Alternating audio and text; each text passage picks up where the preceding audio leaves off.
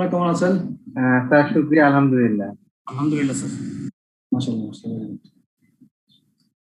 কি অবস্থা আপনাদের কি অফিস করতে হচ্ছে এখন নাকি অফিস সবাই লকডাউনে আছেন, বাসাতে আছেন? স্যার অফিস করতে হচ্ছে। ও, এখন কি আপনারা অনেকে অফিসে বোঝা যায় নাকি বাসায়? অফিস টাইম কি এখন আপনাদের? মানে আমাদের ক্লাস শুরু হওয়ার আগে কি আপনারা বাসায় আসতে পারেন? মাঝে মাঝে। স্যার আপনি কিছু মনে না করলে স্যার একটা প্রশ্ন করতে পারি? জি বলেন, অবশ্যই। স্যার আমার একটা খুব একটু জানতে চাওয়া স্যার, যে আমাদের দেশে প্রাইভেট সেক্টরে মোস্টলি মানে এমপ্লয়ি ওরিয়েন্টেড আসলে অর্গানাইজেশনের সুযোগ সুবিধাগুলা ওভাবে চিন্তা আসলে কেন করা হয় না? মানে বিভিন্ন অনেক সময় দেখা যায় যে এমপ্লয়ীদের এগেইনস্টেই অনেক সিদ্ধান্তগুলো আসে। আপনি তো স্যার হচ্ছে গিয়ে টপ ম্যানেজমেন্টে থাকেন নিশ্চয়ই স্যার, যেমন এই যে কোভিডের সিচুয়েশন, বিভিন্ন অর্গানাইজেশন ঠিকভাবে হয়তো হচ্ছে গিয়ে যে পেমেন্ট থেকে শুরু করে অন্যান্য সুযোগ সুবিধাগুলোকে চার্জ করা, মানে হিউম্যানিটি গ্রাউন্ড থেকে না দেখে সবসময় মানে কোম্পানির বেনিফিটটাকেই প্রায়োরিটি দিয়ে আগানো। স্যার কিছু মনে করবেন না স্যার, অন্য টপিক নিয়ে বললাম। না, আপনার কথাটা অনেক বাস্তবসম্মত। আপনি কিন্তু আপনার কথাটা সব ক্ষেত্রে প্রযোজ্য না। অনেকগুলো কোম্পানি আছে কিন্তু তারা কিন্তু এমপ্লয়ীদের ওরিয়েন্টেড, তাদেরকে এমপ্লয়ীদের খুব বেশি চিন্তা করে। এরকম অনেক কোম্পানি আছে আমার জানা। আমার কিছু কোম্পানি আছে যারা যাদের এমপ্লয়ীদের অবস্থা একটু খারাপ, কিন্তু অনেক কোম্পানিকে দেখছি যারা এমপ্লয়ীদের জন্য আসলে অনেক চিন্তা করছে এই কোভিড সিচুয়েশনটা কিভাবে ওভারকাম করা যায়। তারপরে ওয়ার্ক ফ্রম হোমের যে সিচুয়েশনটা সেটা অ্যারাইজ করছে, সেটা নতুন করে সেই ফ্যাসিলিটি এখন এমফাসাইজ হচ্ছে। সো এখানে বাসা থেকে বসে অনেক কাজ করে ব্যাংকাররাও, প্রচুর ব্যাংকাররা বাসা থেকে বসে কাজ করতেছে, ইভেন ব্যাংকাররাও। এরপরে বিভিন্ন সেক্টরেও আমি দেখি যে অফিসে কাজ বাসা থেকে বসে এখন করার সুযোগটা পাচ্ছে, যেটা আগে আমরাও পাইনি, আমরাও করতে পারতাম। আসলে আপনার কথা হয়তো পার্টলি রাইট, অনেক কোম্পানিতে ডিপ্রাইভ হয়ে যায়, ট্রু, বাস্তবতা এটাই। বাট আবার সেম টাইম অপোজিট পিকচার তো আছে। এমপ্লয়ীদের ভালো ওয়েলবিংনেসটা চিন্তা করার মতো অনেক ম্যানেজমেন্ট চিন্তা করে, কিন্তু অনেক কোম্পানি আছে যারা চিন্তা করে। যাই হোক, এগুলো থাকবে আমাদের। আমরা আস্তে আস্তে ফাইন টিউন করতে করতে ইনশাল্লাহ একদম স্ট্যান্ডার্ড একটা পর্যায়ে চলে আসতে পারবো। আমরা তো আমাদের বাংলাদেশে তো এখনো ডেভেলপমেন্ট হচ্ছে, মাত্র কোম্পানিগুলো ফর্ম করছে, ফার্স্ট জেনারেশন হয়েছে অনেকের, কারো কোনো কোনো বিজনেস সেকেন্ড জেনারেশন চলতেছে। তো সেকেন্ড জেনারেশন যারা বিজনেস হলে একটু বেটার ম্যানেজমেন্ট ওরিয়েন্ট হয়। তো প্রফেশনালিজমটার একটা বিষয় আছে যে ব্যবসা করার সময় প্রফেশনাল লোকদেরকে দিয়ে কাজ করানো, তখন ওটা একটা অন্য ধরনের স্ট্যান্ডার্ড ক্রিয়েট হয়। সবকিছু বিবেচনা করে দুই সাইডই আছে। আপনি যারা বললেন সেটাও ট্রু, আবার ভালো দেখে এমপ্লয়ীদের জন্য অনেক বেশি দেখে এমনও কোম্পানি প্রচুর আছে, সেটাও ট্রু। সো এনিওয়ে, আপনারা সবাই ভালো আছেন তো নাকি? আলহামদুলিল্লাহ স্যার, শুকরিয়া, আল্লাহ রাখেন। শুকরিয়া। আমার এই ক্লাসগুলো করতে আপনাদের কি কোনো রকম কেমন লাগতেছে সেটা বলেন। স্যার সত্যি বলতে আপনার ক্লাসগুলো হচ্ছে গিয়ে যে খুবই লাইভলি হয়, এবং এটা আসলে যে একদম প্র্যাকটিক্যালি ডিসিশন মেকিং এ অ্যাপ্লাই করে আমাদেরকে আগাতে হবে ম্যানেজমেন্টে থাকা অবস্থায়, সেটা আমরা ফিল করতে পারি। একটু যে ব্যারিয়ার আমরা ফিল করি স্যার, দেখা যায় আমরা অনেকে জব করি বা অনেক সময় আমরা একটু পড়ার সময় কম দেওয়ার জন্য বা অনেক বেশি প্র্যাকটিসের ওই জায়গাটা আমাদের মানে নিজেদের জায়গা থেকে আমাদের সেই দুর্বলতার জন্য আমরা হয়তো বলছি আপ টু দা মার্ক পড়াশোনা করে উঠতে পারি না, যার কারণে অনেক অ্যাটেম্প আমাদের করতে হয় পরীক্ষা পাশের জন্য। সেটাই, আমি আপনাকে তাহলে একটু সাহস যোগাই ভাবে যে মনে করেন আপনারা যেহেতু সবাই বেশিরভাগ এখানে চাকরি বাকরি করেন, তো আমার মনে হয় যে প্র্যাকটিক্যাল যে অ্যাপ্রোচ গুলো আছে সেগুলো আপনারা কাজে লাগালে কিন্তু পড়াশোনার মধ্যেও মজা পাবেন, আর ডিসিশন মেকিং এ যে বিষয়গুলো থাকে সেগুলো তো আপনি অ্যান্সার করতে অনেক সুবিধা হবে, অনেক ভালো লাগবে। আমার প্র্যাকটিক্যালি আমিও দেখেছি যে এক সময় একটা খুব মানে ম্যানেজমেন্ট অ্যাকাউন্টিং পরীক্ষা যখন দিতে আসছিলাম, একদম আমাদের টপ লেভেলে আইসিএমএতে, ওই ম্যানেজমেন্ট অ্যাকাউন্টিং পরীক্ষাটা আমি খুব বেশি পড়াশোনা করে দিতে পারি নাই, কিন্তু আমার কনসেপ্টটা ভালো ছিল, যেহেতু আমি চাকরি করতাম তখন ভালো ডিসিশন মেকিং এর মধ্যে প্রসেসের মধ্যে থাকতাম। সো ম্যানেজমেন্ট অ্যাকাউন্টিং এর ডিসিশন মেকিং অঙ্কগুলো আমি খুব ভালো করে অ্যান্সার করছিলাম, এবং খুব যে 100% আনসার করছি তাও না, কিন্তু 77, 8 বা 80 মতো আনসার করছিলাম, কিন্তু আমি পাস করে গেছিলাম। তো এটা আমার কাছে মিরাকল লাগছিল যে বেশি তো পড়ি নেই কিন্তু পাস কেমনে করলাম। কিন্তু আসলে বিষয়টা কিন্তু ডিসিশন মেকিং, এটা কনসেপ্টটা ক্লিয়ার ছিল, কনসেপ্ট নিয়ে আসছিলাম, আমি যে খুব পড়ে আসছিলাম তা না, কিন্তু পাস করে গেছি। ওই সময় হয়তো বাংলাদেশ থেকে 2-3 জন পাস করছিল আমাদের ওই ব্যাচে। তো এরকম ছিল বিষয়, অনেক এরকম আপনাদেরও ক্ষেত্রে দেখবেন ঘটবে। অনেক সময় দেখবেন যে অনেক ভালো পরীক্ষা দিয়েও পাস করতেছেন না, অনেক সময় দেখবেন যে কম পড়াশোনা করেও পাস করে গেছেন। এগুলো আছে অ্যাপ্রোচের উপর, আপনার পরীক্ষার সেই স্টাইল সেই স্টাইলের উপর নির্ভর করতে হবে। সো এনিওয়েজ, আমরা একটু আলোচনা কম করি, এখন চলে যাই ক্লাসে। আমি শেয়ার করতেছি স্ক্রিনটা। আমরা লাস্ট কোথায় ছিলাম সেখানে চলে যাই, তারপর আমরা ইনশাআল্লাহ আমরা ক্লাস শুরু করি। বিসমিল্লাহির রহমানির রহিম। আচ্ছা, আমি সবাইকে মিউট করতেছি, আপনারা আমার সঙ্গে ইন্টারঅ্যাক্ট করবেন আনমিউট করে।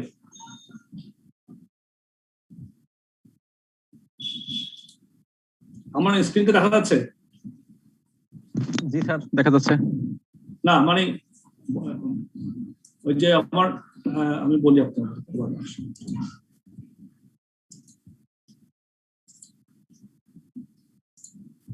হ্যাঁ বইটাকে আমি শেয়ার দিচ্ছি, পিডিএফ ফর্মেট দেখতে পাচ্ছেন? জি স্যার, দেখতে পাচ্ছি। কন্ট্রোলাবিলিটি অফ প্রিন্সিপাল। জি, শুরু করি তাহলে। আমাদের ওই যে ইনশাআল্লাহ বিসমিল্লাহির রহমানির রহিম, আজকে আমাদের ক্লাসের মধ্যে এটা শেষ করে দেবো, তারপরে আমরা নেক্সট চ্যাপ্টারে চলে যাবো। তো আমরা ছিলাম কোথায়? কন্ট্রোলেবিলিটি প্রিন্সিপালটা আমরা পড়েছিলাম, যেটা হচ্ছে কন্ট্রোলেবিলিটি প্রিন্সিপালটা কি? স্পেসিফিক ম্যানেজারকে যিনি কন্ট্রোল করতে পারেন কস্ট এবং ভ্যারিয়েন্স গুলো। তা এটা একটা বিষয় আমাদের মাথায় রাখতে হয়, কারণটা হচ্ছে আমরা যে ভ্যারিয়েন্স অ্যানালাইসিস করবো, ইন্টারপ্রেট করবো, ইনভেস্টিগেশন করবো এবং ইন্টারপ্রেট করবো। আমি প্রথমে একটু আমাদের যে চ্যাপ্টার ওভারভিউ ছিল ওখানে চলে যাই। আমরা কি পড়েছিলাম?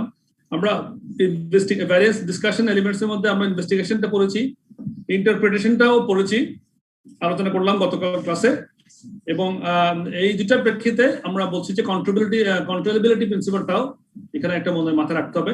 আজকে দেখবো যে প্রবলেমস ইন মডার্ন এনভায়রনমেন্ট, তারপরে তিনটা এখানে এলিমেন্টস আছে, ম্যাকডোনালাইজেশন, ডিআরজি, বেঞ্চমার্কিং। এগুলো হচ্ছে কিছু নতুন আমাদের অ্যাপ্রোচ, যেগুলো আমরা একটা আলোচনা করবো, এগুলো খুব ছোট ছোট হয়ে যাবে। তো প্রবলেমস ইন মডার্ন এনভায়রনমেন্ট কি? আমরা যে ভ্যারিয়েন্স অ্যানালাইসিস উপর ইনভেস্টিগেশন করব এবং ইন্টারপ্রেট করব। এরপরে আমাদের কন্ট্রোলেবিলিটি প্রিন্সিপাল জানলাম। মডার্ন এনভায়রনমেন্টে, ম্যানুফ্যাকচারিং এনভায়রনমেন্টে স্ট্যান্ডার্ড কস্টিং এর কি ধরনের সমস্যা হয় সেগুলাও দেখবেন যে আমাদের মাথায় রাখতে হবে, এবং পড়লে বুঝতে পারবেন যে এগুলো আসলে খুবই প্র্যাকটিক্যাল। যেমন standard costing may be inappropriate, not must be, may be inappropriate in the modern production environment, because products in these environments tend not to be standardized. সব প্রোডাক্টগুলো কিন্তু স্ট্যান্ডার্ড করে আমরা আনতে পারতেছি না এখন মডার্ন এনভায়রনমেন্টের মধ্যে। আবার standard cost become outdated quickly. আমরা যে স্ট্যান্ডার্ড কস্টগুলো সেট করতেছি, দেখা যায় যে অনেক সময় খুব তাড়াতাড়ি ওগুলো আউটডেটেড হয়ে যাচ্ছে, ওগুলো ম্যাচ করতেছে না কারেন্ট সিচুয়েশনের সঙ্গে। এরকম অনেক সময় সিচুয়েশন হতে পারে মডার্ন এনভায়রনমেন্টে। তারপর প্রোডাকশন ইজ হাইলি অটোমেটেড। আমাদের প্রোডাকশনটা তো বারবার বাড়তেছে, যেমন আমরা আগে অনেক লেবার ওরিয়েন্টেড ছিলাম, এখন আমরা অটোমেটিক সিস্টেমে চলে যাচ্ছি। ম্যানুফ্যাকচারিং এ মেশিনগুলো নতুন করে মেশিন আসছে, কম্পিউটার মেশিন আসছে, পিএলসি সিস্টেম এসে গেছে। সো আমাদের প্রোডাকশন সিস্টেমটা অটোমেটেড হয়ে যাচ্ছে, লেবার ইন্টেনসিভটা কমে যাচ্ছে। এই কারণেও অনেক সময় এটা সমস্যা হচ্ছে। Modern environments often use ideal standards rather than current standards. হ্যাঁ, মডার্ন এনভায়রনমেন্টে কি হচ্ছে, আমরা আইডিয়াল স্ট্যান্ডার্ডকে আমরা ইউজ করি কারেন্ট স্ট্যান্ডার্ড চাইতে, অনেক সময় এরকম হয়ে যাচ্ছে, যার ধরনের একটা সমস্যার সৃষ্টি হচ্ছে। The emphasis is on continuous improvement, so preset standards become less useful. আমরা কি করতেছি, আমরা যে TQM তে পড়েছিলাম, মনে আছে কিনা আপনাদের, যে টোটাল কোয়ালিটি ম্যানেজমেন্ট, আমরা আগের চ্যাপ্টারে পড়েছিলাম মডার্ন কস্টিং এর মধ্যে, চ্যাপ্টার 3 তে বোধহয় TQM, এবং JIT পড়েছি, just in time management, inventory management system. তো তাতে হচ্ছে কন্টিনিউয়াস ইমপ্রুভমেন্টের কথা আমরা জানি, যে আমাদের সবসময় যে মানে টোটাল কোয়ালিটি ম্যানেজমেন্টের মধ্যে কন্টিনিউয়াস ইমপ্রুভমেন্টের দিকে আমরা ফোকাস করছিলাম বেশি। তাহলে আমরা যে এখন কন্টিনিউয়াস ইমপ্রুভমেন্ট ফোকাস করি, তাহলে আমাদের প্রিসেট স্ট্যান্ডার্ডস গুলো কিন্তু সবসময় ইউজফুল হচ্ছে না, বিকাম লেস ইউজফুল।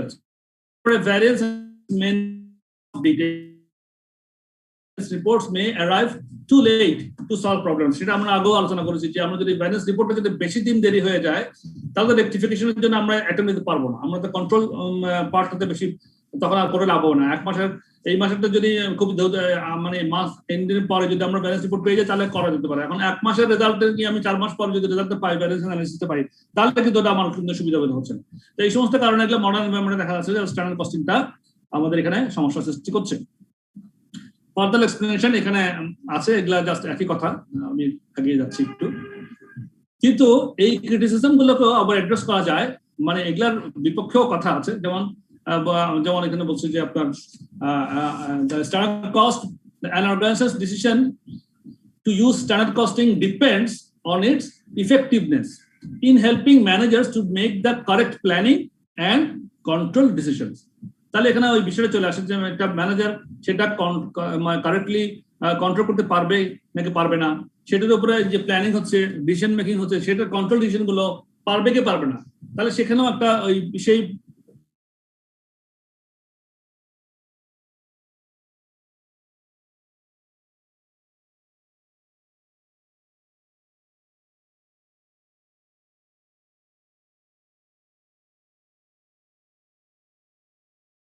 স্যার কথা কি শুনতেছেন? না, শুনতে পাচ্ছি না এখন স্যারের কথা কি? স্যার আটকে গেছে। হ্যাঁ, মনে হয় ওখানে net problem.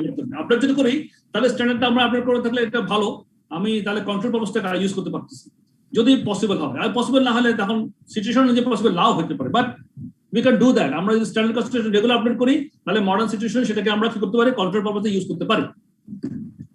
The use of demanding performance standards can help to encourage continuous improvement.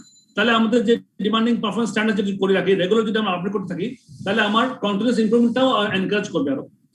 তারপরে the standard costing system can be updated to produce a broader analysis of variances that are less aggregated. তারপরে it is possible to place less emphasis on labor cost variances and focus more on variances for quality costs, variable overhead cost and so on. এই যে total quality management, ওটার মধ্যে আমরা quality cost বেশি আমরা দেখছি, সুতরাং ওটার মধ্যে বেশি ফোকাস করে হয়তো বা আমাদের মডার্ন এনভায়রনমেন্টে দেখা যাচ্ছে যে আমরা আমাদের যে ইকুইপমেন্ট। স্যার কথা শোনা যাচ্ছে না? যাচ্ছে স্যার, শোনা এটা হয়তো পার্সোনাল যাচ্ছে কি যাচ্ছে না কনফার্ম করুন তো আর কয়েকজন।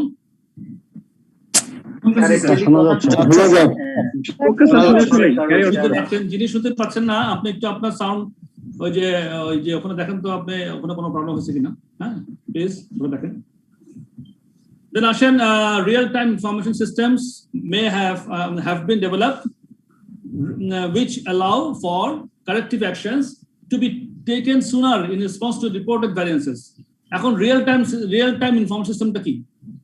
আমরা রিয়েল টাইম ইনফরমেশন সিস্টেম কেমন এটা যদি এক্সপ্লেন করতে চাই, মনে করেন আমরা কম্পিউটার হচ্ছে, আমাদের যেসব মডার্নাইজ হচ্ছে, সব সফটওয়্যারের মধ্যে চলে আসছে, আমাদের কোনো রকম প্রবলেম হলে কোনো প্রসেসিং এ আমরা সঙ্গে সঙ্গে ওটার কিন্তু আমরা একটা রিপোর্ট পেয়ে যাচ্ছি সফটওয়্যার থেকে। বা আমার পিএলসি সিস্টেম থাকলে আমি পিএলসি সিস্টেমের মধ্যে কম্পিউটারের মধ্যে মনিটরে দেখতে পাচ্ছি যে কোথায় আমার কোন মেশিনে তেল কম, কোন মেশিনে আমার কোন ফিডারের প্রবলেম হচ্ছে, কোন কনভেয়ার বেল্টের ভিতরে আমার ঝামেলা হচ্ছে। একেবারে একটা রুমে বসে কম্পিউটারের মধ্যে সব পয়েন্ট টু পয়েন্ট ওখানে সিগন্যাল দেয়, গ্রিন সিগন্যাল, রেড সিগন্যাল একটা কম্পিউটার স্ক্রিনে দেখা যাচ্ছে। তাহলে রিয়েল টাইমে আমি একদম ইমিডিয়েটলি বুঝতে পারছি কোথায় প্রবলেম হচ্ছে আমার, সো ওইটাকে তখন আমরা রেকটিফাই করতে পারতেছি। These are the things. Then standard costing may still be useful even. Actually, আমাকে একটু টাইপ দিবেন, এখানে অনেকগুলো মোবাইল দিবেন, এটাকে অফ করুন। Sorry for the interference. So, standard costing may still be useful. Even standard costing may still be useful even where the final product or service is not standardized. It may be possible to identify a number of standard components and activities for which standards may be set and used effectively for planning and control purposes. যেমন activity based costing আমরা কি করেছিলাম, আমরা overhead কস্টগুলোকে ভাগ করে বিভিন্ন activity বেসে অনুযায়ী খাত করে কস্ট পুল করছি এবং কস্ট ড্রাইভার দিয়ে এটাকে দেখছি। তাহলে সেখানে ওই ধরনের for example activity base costing যদি ধরি, তাহলে সেখানেও আমরা এরকম এই ধরনের করতে পারি যে আমরা যে to identify number of standard components and activities for which standards may be set. সব ক্ষেত্রে না হলেও কিছু কিছু ক্ষেত্রে আমরা করতে পারি অ্যান্ড ইউজড ইফেক্টিভলি, এবং ইফেক্টিভলি ইউজ করতে পারি ফর কিসের জন্য, planning, for better planning, for better control purpose. So আসলে কিছু এখানে সমালোচনা থাকবেই, সমালোচনার প্রেক্ষিতেও এটার ভালো দিকটাও আমরা জানতে পারলাম। এই ক্রিটিসিজমের এগেইনস্ট আমাদের যে এটা ভালো দিকতে যে বিষয়গুলো আছে সেগুলো আমরা জানলাম। এই গেল মোটামুটি আমাদের যে একটা পার্ট, ওই যে আমাদের ফোকাস যেটা ছিল এই চ্যাপ্টারে, যে ইনভেস্টিগেশন।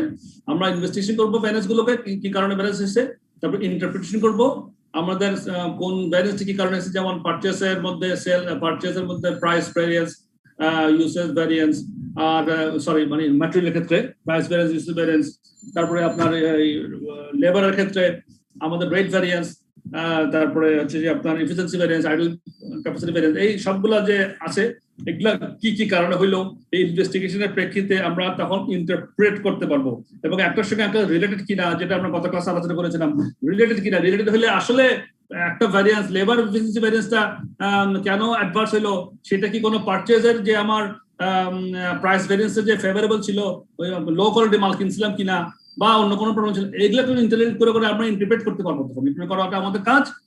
এরপরে প্রবলেমস ইন মডার্ন এনভায়রনমেন্ট আমরা আজকে এখন একটু আগে জানলাম। এরপর আমরা দেখবো যে কিছু টেকনিক্স আছে, কিছু এলিমেন্টস আছে ডিসকাশনের মধ্যে, যেমন ম্যাকডোনালাইজেশন, ডিআরজি আর বেঞ্চমার্কিং, এগুলো হচ্ছে তিনটা কনসেপ্ট। কস্ট অ্যাকাউন্টিং এর আরো তিনটা মডার্ন কনসেপ্ট, এগুলো একটু আলোচনা করবো, তারপরে আমাদের চ্যাপ্টার শেষ হয়ে যাবে। So let's see, ইন্টারপ্রিটেশন গেল।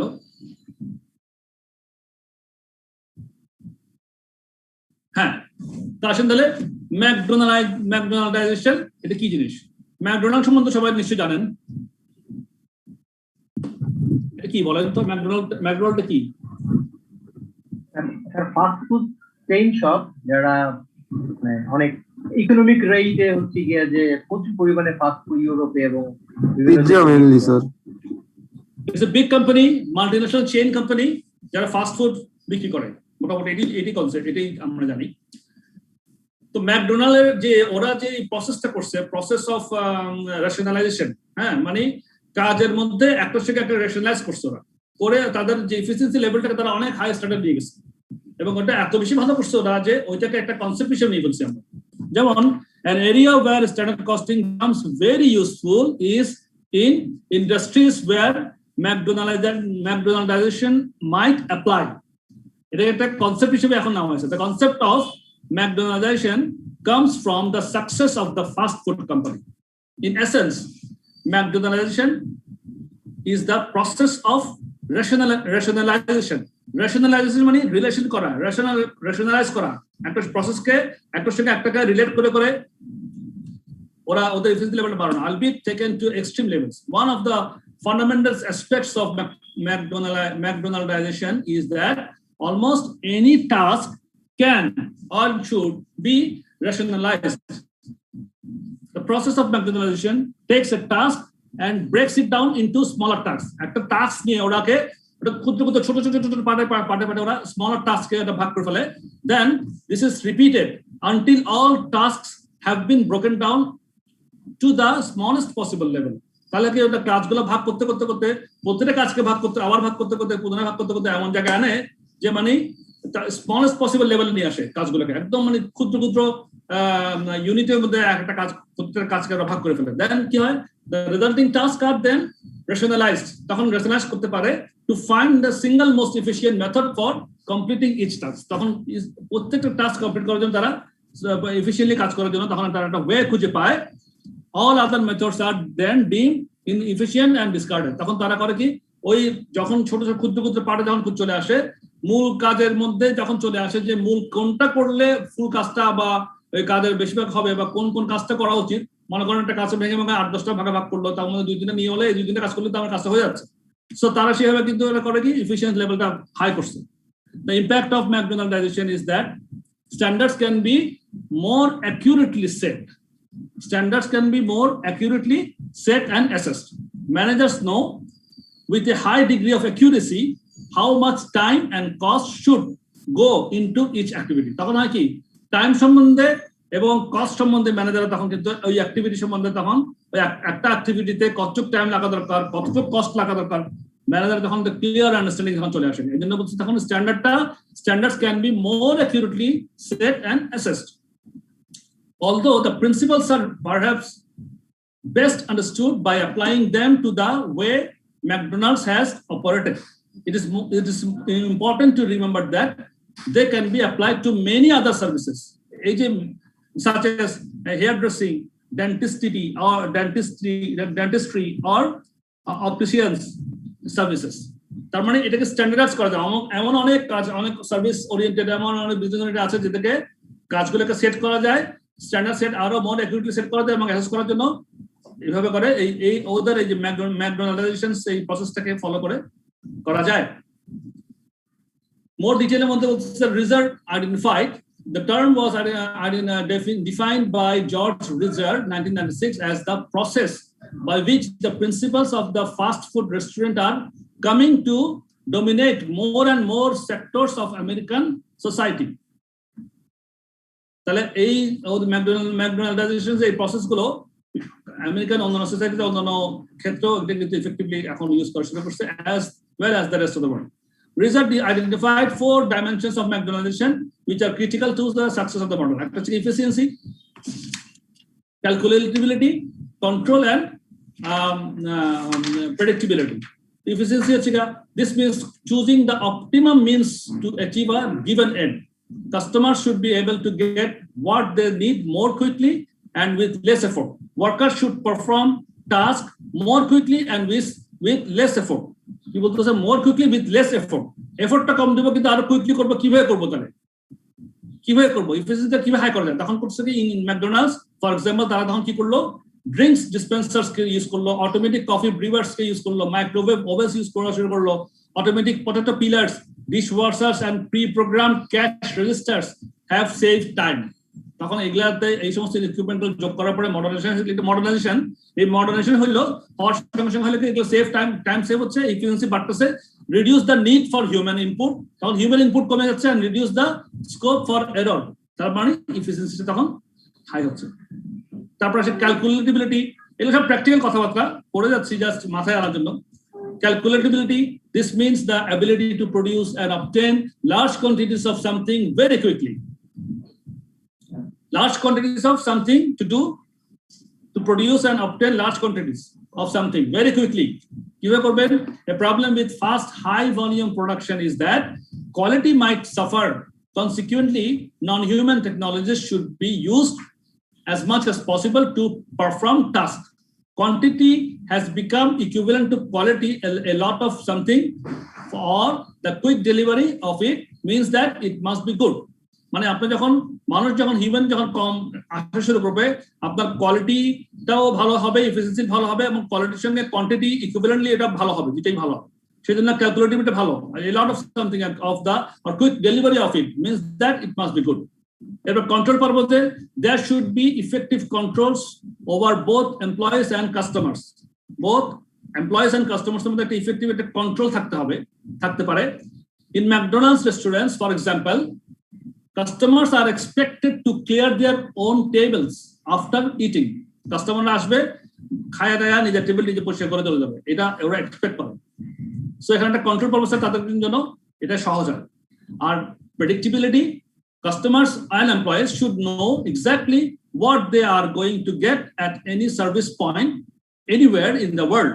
In the case of McDonald's, for example, the predictability of what customers get in any outlets has been a significant factor in expansion through franchising. এই যে ম্যাকডোনাল্ডস এর ফ্র্যাঞ্চাইজিং করে আমেরিকাতে বসে বসে আপনার পৃথিবীর সব দেশে ওরা যে ফ্র্যাঞ্চাইজিং করতেছে তাদের একটা সেট একটা স্ট্যান্ডার্ড করা আছে এমপ্লয়ীদের জন্য, কাস্টমারের জন্য কার কি ভূমিকা।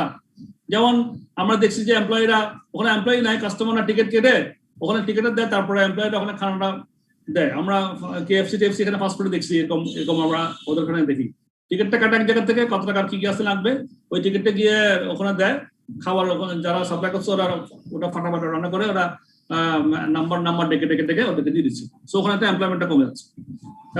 তার মানে কাস্টমার একটা প্রেডিকশন আছে যে আমার কাজ হচ্ছে এখানে যাবো গায়ে আমি টিকিটটা কাটবো, আমি কি খাবো সেটা টিকিটটা কাটবো, টাকাটা দিয়ে দেবো, ওই টিকিটটা নিয়ে আমি যখন জমা দিলে আমার একটা টোকেন দিবে, ওই টোকেন দিয়ে বসে থাকবো চেয়ারে, তারপর আমার টোকেন নাম্বার যখন আসবে আমি গিয়ে আমার ডেলিভারি নিবো, নিয়ে আমি চলে যাবো। সো প্রেডিকশন থাকে কাস্টমারের কি কাজ, এমপ্লয়ির কি কাজ, এই হচ্ছে মোটামুটি কনসেপ্ট। হচ্ছে কনসেপ্টটা বুঝলাম না যে expected to clear their own table, customer তারা ওন নিজস্ব টেবিল পরিষ্কার করবে, এটা আবার কেমন? সবকিছু তো কাস্টমার ফোকাস, কাস্টমার কি স্যাটিসফাইড হবে স্যার? না দেখেন ওরা এত বেশি ওটাকে সেট করছে, এত বেশি স্ট্যান্ডার্ডাইজ করছে যে কাস্টমাররাও রেডি যে তার কিছু কাজ ওখানে আছে, এত ট্রেন্ড হচ্ছে ওরা যে কাস্টমাররাও আসলে বুঝে যে আপনাদের নিশ্চয়ই কোনো ফাস্টফুড দোকানে KFC টেফসি দেখবেন ঢাকাতে অ্যাভেলেবেল আছে। ওখানে গিয়ে দেখবেন যে আপনার এরকম আছে যে আপনি টিকিটটা কাটবেন, ক টাকা দিয়ে দিবেন, কি কি খাবেন আপনি ওটা লিস্ট করে দিলে ওরা বলছে স্যার আপনার কত টাকা, আপনি টাকাটা পেমেন্ট করলে আপনাকে একটা টিকিট দিবে, ওই টিকিটটা নিয়ে আপনি ওই ওই মেনুতে দিবেন, মানে আপনিও কিন্তু ইউজ টু হয়ে যাচ্ছেন।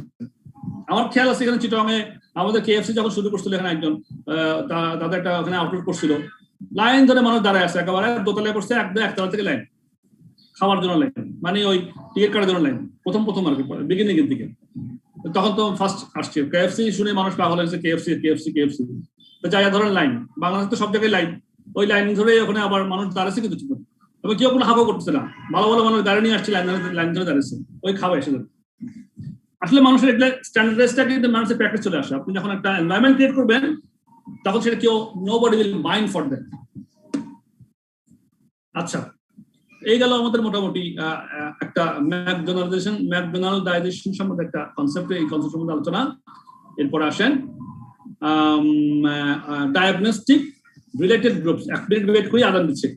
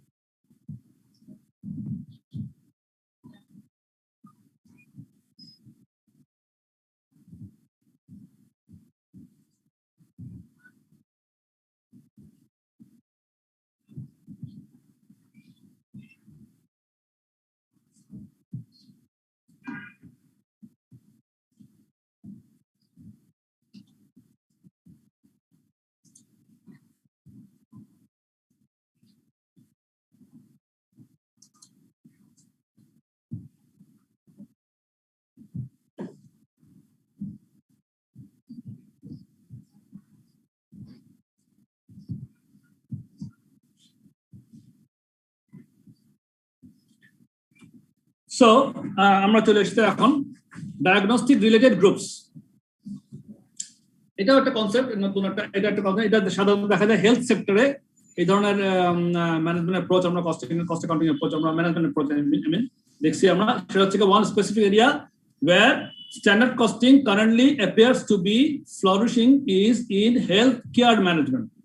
হেলথ কেয়ার ম্যানেজমেন্টের মধ্যে একটা দেখা যাচ্ছে এখন ফ্লারিশ করতেছে modern environment for the purpose of remunerating healthcare providers and evaluating the performance of those providers, it is often deemed necessary to determine the standard cost of providing healthcare to persons suffering from specific medical conditions. এটা হয় কি, আপনি দেখেন যে যেমন আমি অস্ট্রেলিয়ার কথা জানি, অস্ট্রেলিয়াতে আমার কিছু আত্মীয়স্বজন আছে, তারা বলে যে তারা তাদের যে হাসপাতালে ওখানে রেগুলার ওখানে হাসপাতালে কল দেয় ওদের কাছে, হেলথ কথা নিয়ে কথা বলে, ফোন দেয় যে আপনার হেলথের আপনার অমুক তারিখে আপনার চেক আপের ডেট আছে, আপনি অমুক তারিখে আসবেন, এবং ওই পেমেন্টটা ওদের ইন্স্যুরেন্সটা পেমেন্ট, ওদের যে হেলথের যে পেমেন্টটা ইন্স্যুরেন্স করে।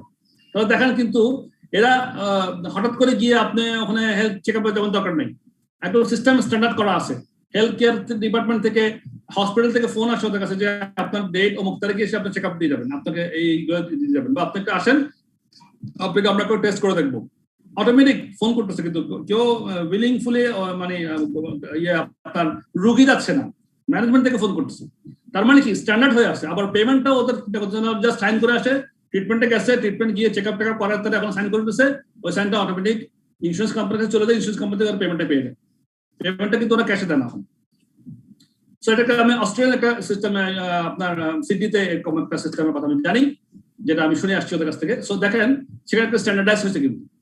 তো সেখানে বলতে for the purposes of remunerating healthcare providers and evaluating the performance of those providers, তারা হেলথ কেয়ার প্রোভাইডার কারা, এই হসপিটাল গুলো হচ্ছে health care providers, and evaluating the performance of those providers, এবং তাদের পারফরম্যান্স ইভ্যালুয়েট করার জন্য it is often deemed necessary to determine the standard cost of providing healthcare of persons suffering from specific medical condition. Specific medical condition জন্য কোন specific medical condition জন্য কতটুকু payment হবে সেটা আর কাউকে বলতে হচ্ছে না। কি কি কাজ করছে ওটা দেখে রোগী যিনি আছেন বা যাকে টেস্ট করাইলো বা চেক আপ করাইলো উনি সাইন করে দিলেন, ওইটা চলে গেলো জায়গা মতো ইন্স্যুরেন্স কোম্পানির কাছে, ইন্স্যুরেন্স কোম্পানি পেমেন্ট করবে। তো সেভাবে হয় one response to this is the use of diagnostic reference or related group DRG এখানে বলছে diagnostic related groups এটাকে সংক্ষেপে বলে DRG diagnostic related groups তাহলে এটা বলছে one response to this is the use of the diagnostic reference or related group otherwise known as the healthcare resource group or case mix group the medical conditions from which patients admitted to hospital are suffering can be classified into DRGs এই DRG তে বিভিন্ন রকম standard দেওয়া আছে সেই অনুযায়ী classification করে সেই ক্লাসিফিকেশন অনুযায়ী পেমেন্টগুলো হয় স্ট্যান্ডার্ডস করা আছে কোন ট্রিটমেন্টের জন্য কি কস্ট একদম স্পেসিফিক করা আছে patients within a given DRG all suffer from broadly the same medical condition and will receive broadly the same treatment যেহেতু স্ট্যান্ডার্ড করা আছে diagnostic references groups are another application of standard in service industry এই যে diagnostic reference group diagnostic related group বা reference group যেটা হোক না কেন এখানে যে সিস্টেমটা চালু হয়েছে এটা আবার অনেক সার্ভিস ইন্ডাস্ট্রিতে এখন অ্যাপ্লিকেশন করার জন্য এখন এটাও এই কনসেপ্টটা নিয়ে করা হচ্ছে অ্যাপ্লিকেশন করা হচ্ছে যেমন diagnostic reference groups are another application of standards in a service industry hospitals will get paid a standard cost for each treatment they provide and their efficiency and performance can be measured against standard treatment times etc. তাদের efficiency measure করবে time দিয়ে কতটুকু time তাদের জন্য বরাদ্দ আছে সেই টাইমটাও বরাদ্দ করা আছে সেই টাইম অনুযায়ী তাদের এফিসিয়েন্সি কতটুকু আছে না আছে সেটা আবার ওখান থেকে ওরা মেজারমেন্ট করতে পারে এই হলে গিয়ে মোটামুটি আপনার ডিআরজি এর বিষয়টা হ্যাঁ এখানে একটা কথা যেটা পড়ে একটু মোস্ট প্র্যাকটিক্যাল অ্যাপ্লিকেশন এটা পড়া দরকার most practical applications of this approach involve the adoption of between 600 and 800 DRGs. Healthcare funders, insurance companies, or the National Health Security NHS, National Security by NHS, may undertake to pay a given amount per day to a hospital for the treatment of patients within a particular DRG. এটা DRG এর standard 600 থেকে 800 DRG এরা করে রাখছে এখন practically করে রাখছে 600 standard 600 থেকে 800 স্ট্যান্ডার্ড আছে ওদের হেলথ কেয়ার ফান্ডাররা করে হেলথ কেয়ার ফান্ডার মানে হচ্ছে ইন্স্যুরেন্স কোম্পানিগুলো বা ন্যাশনাল হেলথ সিকিউরিটি সিস্টেম যারা আছে তারা কি করে health care funders may undertake to pay a given amount per day to a hospital for the treatment of patients within a particular DRG এই হচ্ছে মোটামুটি একটা সিস্টেমে চলে যাই হোক এই হচ্ছে ডিআরজি সম্বন্ধে আর বেশি আলোচনা করার দরকার নেই আপনারা একটু পড়বেন এগুলা ছোটখাটো শর্ট কোশ্চেন আসতে পারে what is DRG how to use DRG in modern service industries বা ম্যাকডোনাল্ডস কি জিনিস হ্যাঁ এটা কিভাবে হতে পারে আপনারা জাস্ট একটু ছোট ছোট করে পয়েন্ট করে লিখে রাখবেন একবারই করে একটা খাতার মধ্যে ছোট ছোট পয়েন্ট করে লিখে রাখেন এগুলো যাতে আপনি বারবার এটা পড়তে না হয় একবার একটা ওয়ার্ড যেমন একটা শব্দ ম্যাকডোনাল্ডস কি এখান থেকে হয়তো আপনি বেছে বেছে 2-3টা ওয়ার্ড বের করে লিখে রাখলেন ম্যাকডোনাল্ডস লিখে অমুক ওয়ার্ড লিখে রাখলেন স্পেসিফিক করে ছোট ছোট করে আপনারা এটাকে বলে আমি বলি যে এটাকে আপনার এক্সিকিউটিভ সামারি হ্যাঁ এক্সিকিউটিভ সামারি একটা পয়েন্ট যেমন আমরা রচনা লিখতাম পরীক্ষাতে রচনাতে একটা পয়েন্টে ভূমিকা লিখলেই ভূমিকাতে কি আমরা 4-5 লাইন লিখে ফেললাম তারপরে সারাংশ আপনার মাঝখানে কি দিব বর্ণনাতে কি দিব বর্ণনার মধ্যে 3-4টা পয়েন্ট মনে রাখলে মোটামুটি আমরা 2-3টা প্যারা লিখে ফেললাম বিষয়টা ওভাবে আপনারা এই থিওরিগুলো সেভাবে পড়বেন এইগুলো এই থিওরিগুলো কিন্তু মাথায় থাকতে হবে ছোটখাটো প্রশ্ন আসলে 2 mark 3 mark 4 mark 5 mark 6 mark সুন্দর মতো যেন লিখতে পারেন সো পয়েন্টগুলো টুকে রাখবেন বেশি একবার ভালো মতো পড়বেন 2বার ভালো মতো পড়বেন পয়েন্টগুলো টুকে রাখবেন পরবর্তীতে আর পড়তে হবে না পয়েন্টগুলো দেখলেই মনে এসে যাবে তাতে পরীক্ষার আগের দিন যখন যাবেন জাস্ট পয়েন্টগুলো দেখে যাবেন একটু রিভিউ করে দেবেন এনাফ হয়ে যাবে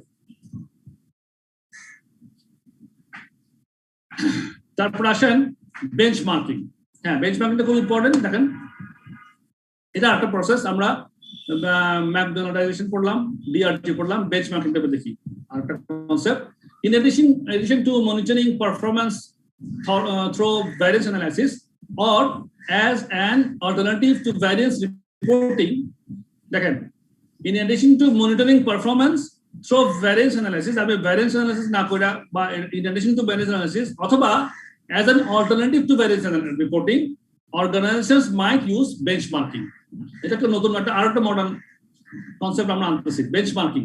অর্গানাইজেশনস মাইট ইউজ বেঞ্চমার্কিং টু, তার মানে হচ্ছে ভ্যারিয়েন্স অ্যানালাইসিসের একটা অল্টারনেটিভ সিস্টেম হচ্ছে কি বেঞ্চমার্কিং। অনেকটা তাই যে ভ্যারিয়েন্স অ্যানালাইসিস আমরা করছি, হঠাৎ মডার্ন এনভায়রনমেন্টে এসে ভ্যারিয়েন্স অ্যানালাইসিস করতে গিয়ে আমরা হয়তো আমাদের প্রবলেম হচ্ছে, তা আমরা বেঞ্চমার্কিংটা এখানে চলে আসতেছে। এখানে বেঞ্চমার্কিংটা কি জিনিস, এটাও খুব একটা প্র্যাকটিক্যাল জিনিস, আমরা এখন পড়লে বুঝতে পারবেন।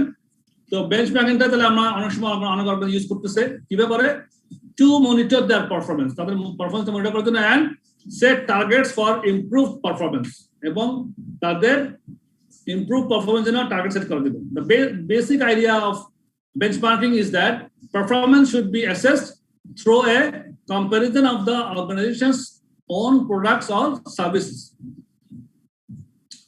performance and practices with best practice elsewhere.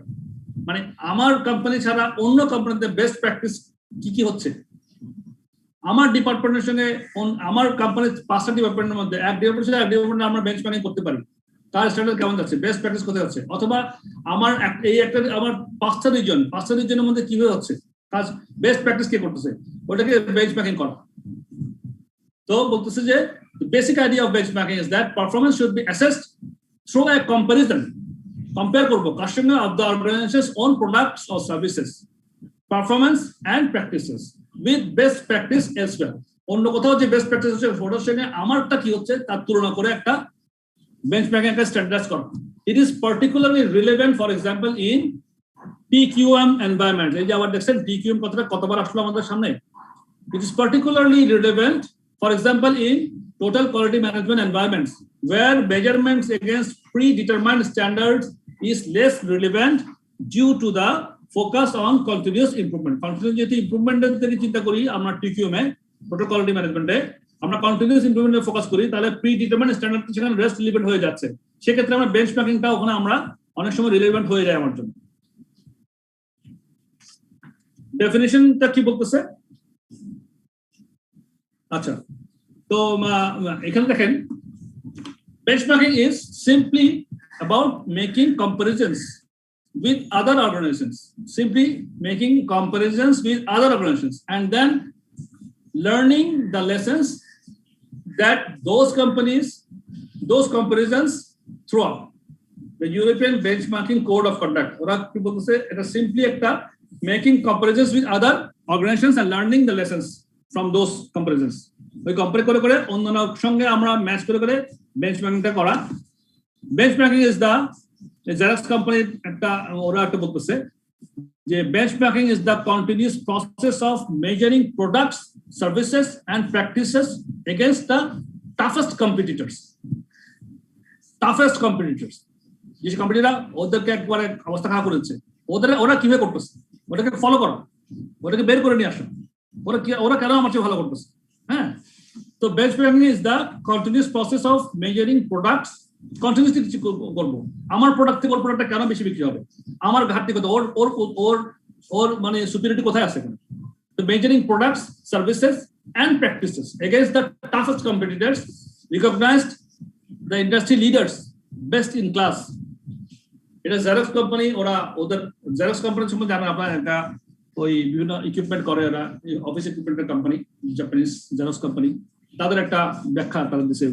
Benchmarking was pioneered by Xerox Business System in the late 1970s as a tactical planning tool in response to the challenge from rival Japanese product of photocopier machines. Xerox তো photocopy বিক্রি করে, তো photocopy আরো অনেকগুলো company আছে, তো ওরা তখন এরা এই মানে 1970s তে ট্যাকটিক্যাল প্ল্যানিং টুল হিসেবে Xerox কোম্পানি এটা করছে, and in response to challenge from rival Japanese producers of photocopier machines. The reasons for benchmarking might summarize as to receive an alarm call about the need for change. যখন আমি continuously যখন দেখবো আমার কম্পিটিটরকে follow করবো, তারা কি করতেছে, তারা কেন ভালো করতেছে, তাদের কথা বেস্ট প্র্যাকটিস কোথায় হচ্ছে, যখন করবো তখন আমাকে একটা অ্যালার্ম দিবে আমার চেঞ্জ করতে হবে কেন কিছু করছে। তাহলে বেঞ্চমার্কিং করলে আমরা to receive an alarm call about the need for change, learning from others in order to improve performance. আমার পারফরমেন্স কেন খারাপ, ওরটা ভালো হয়েছে, কেন ভালো হয়েছে, ওটা বুঝতে গেলে কিন্তু আমি বুঝবো যে আমারটা কিভাবে আমি ইমপ্রুভ করতে পারবো। সুতরাং আমাদেরকে learning gaining a competitive edge in the private sector, competition আমি ভালো মতো করতে পারবো, গেইন করতে পারবো, improving service, আমার সার্ভিসটাকে ইমপ্রুভ করতে পারবো। এটা বিশেষ করে পাবলিক সেক্টরে, গভর্নমেন্ট লেভেলে। So this are the thing, benchmarking বিষয়গুলো আসে। এবার বেঞ্চমার্কিং আমরা কিভাবে করতে পারি, যেমন কয় ধরনের বেঞ্চমার্কিং আছে। Benchmarking can be categorized according to what is being benchmarked and whose performance is being used for comparisons as best in class. তো বেঞ্চমার্কিং মধ্যে ইন্টারনাল বেঞ্চমার্কিং হতে পারে, একটা কম্পিটিটিভ বেঞ্চমার্কিং হতে পারে, ফাংশনাল বেঞ্চমার্কিং হতে পারে, স্ট্র্যাটেজিক বেঞ্চমার্কিং হতে পারে। Internal benchmarking, competitive benchmarking, functional benchmarking, strategic benchmarking. তো কনসেপ্ট তো সেম যে আমরা বিভিন্ন বেস্ট প্র্যাকটিস স্ট্যান্ডার্ডের সঙ্গে আমারটা কম্পেয়ার করে আমি কিভাবে এটাকে ভালো করবো। তো ইন্টারনাল বেঞ্চমার্কিং মধ্যে সেখানে কি দেখা যায় তাহলে, যে with internal benchmarking, other units or departments in the same organizations are used as the benchmark. Internal benchmark, অন্য ডিপার্টমেন্ট আমার কোম্পানির ভিতরে in the same organization এর মধ্যে বিভিন্ন ডিপার্টমেন্টে কিভাবে বেস্ট প্র্যাকটিস করতেছে তাদেরকে দেখা, এটা হচ্ছে internal benchmarking. This might be possible if the organization is large and divided into a number of similar regional divisions.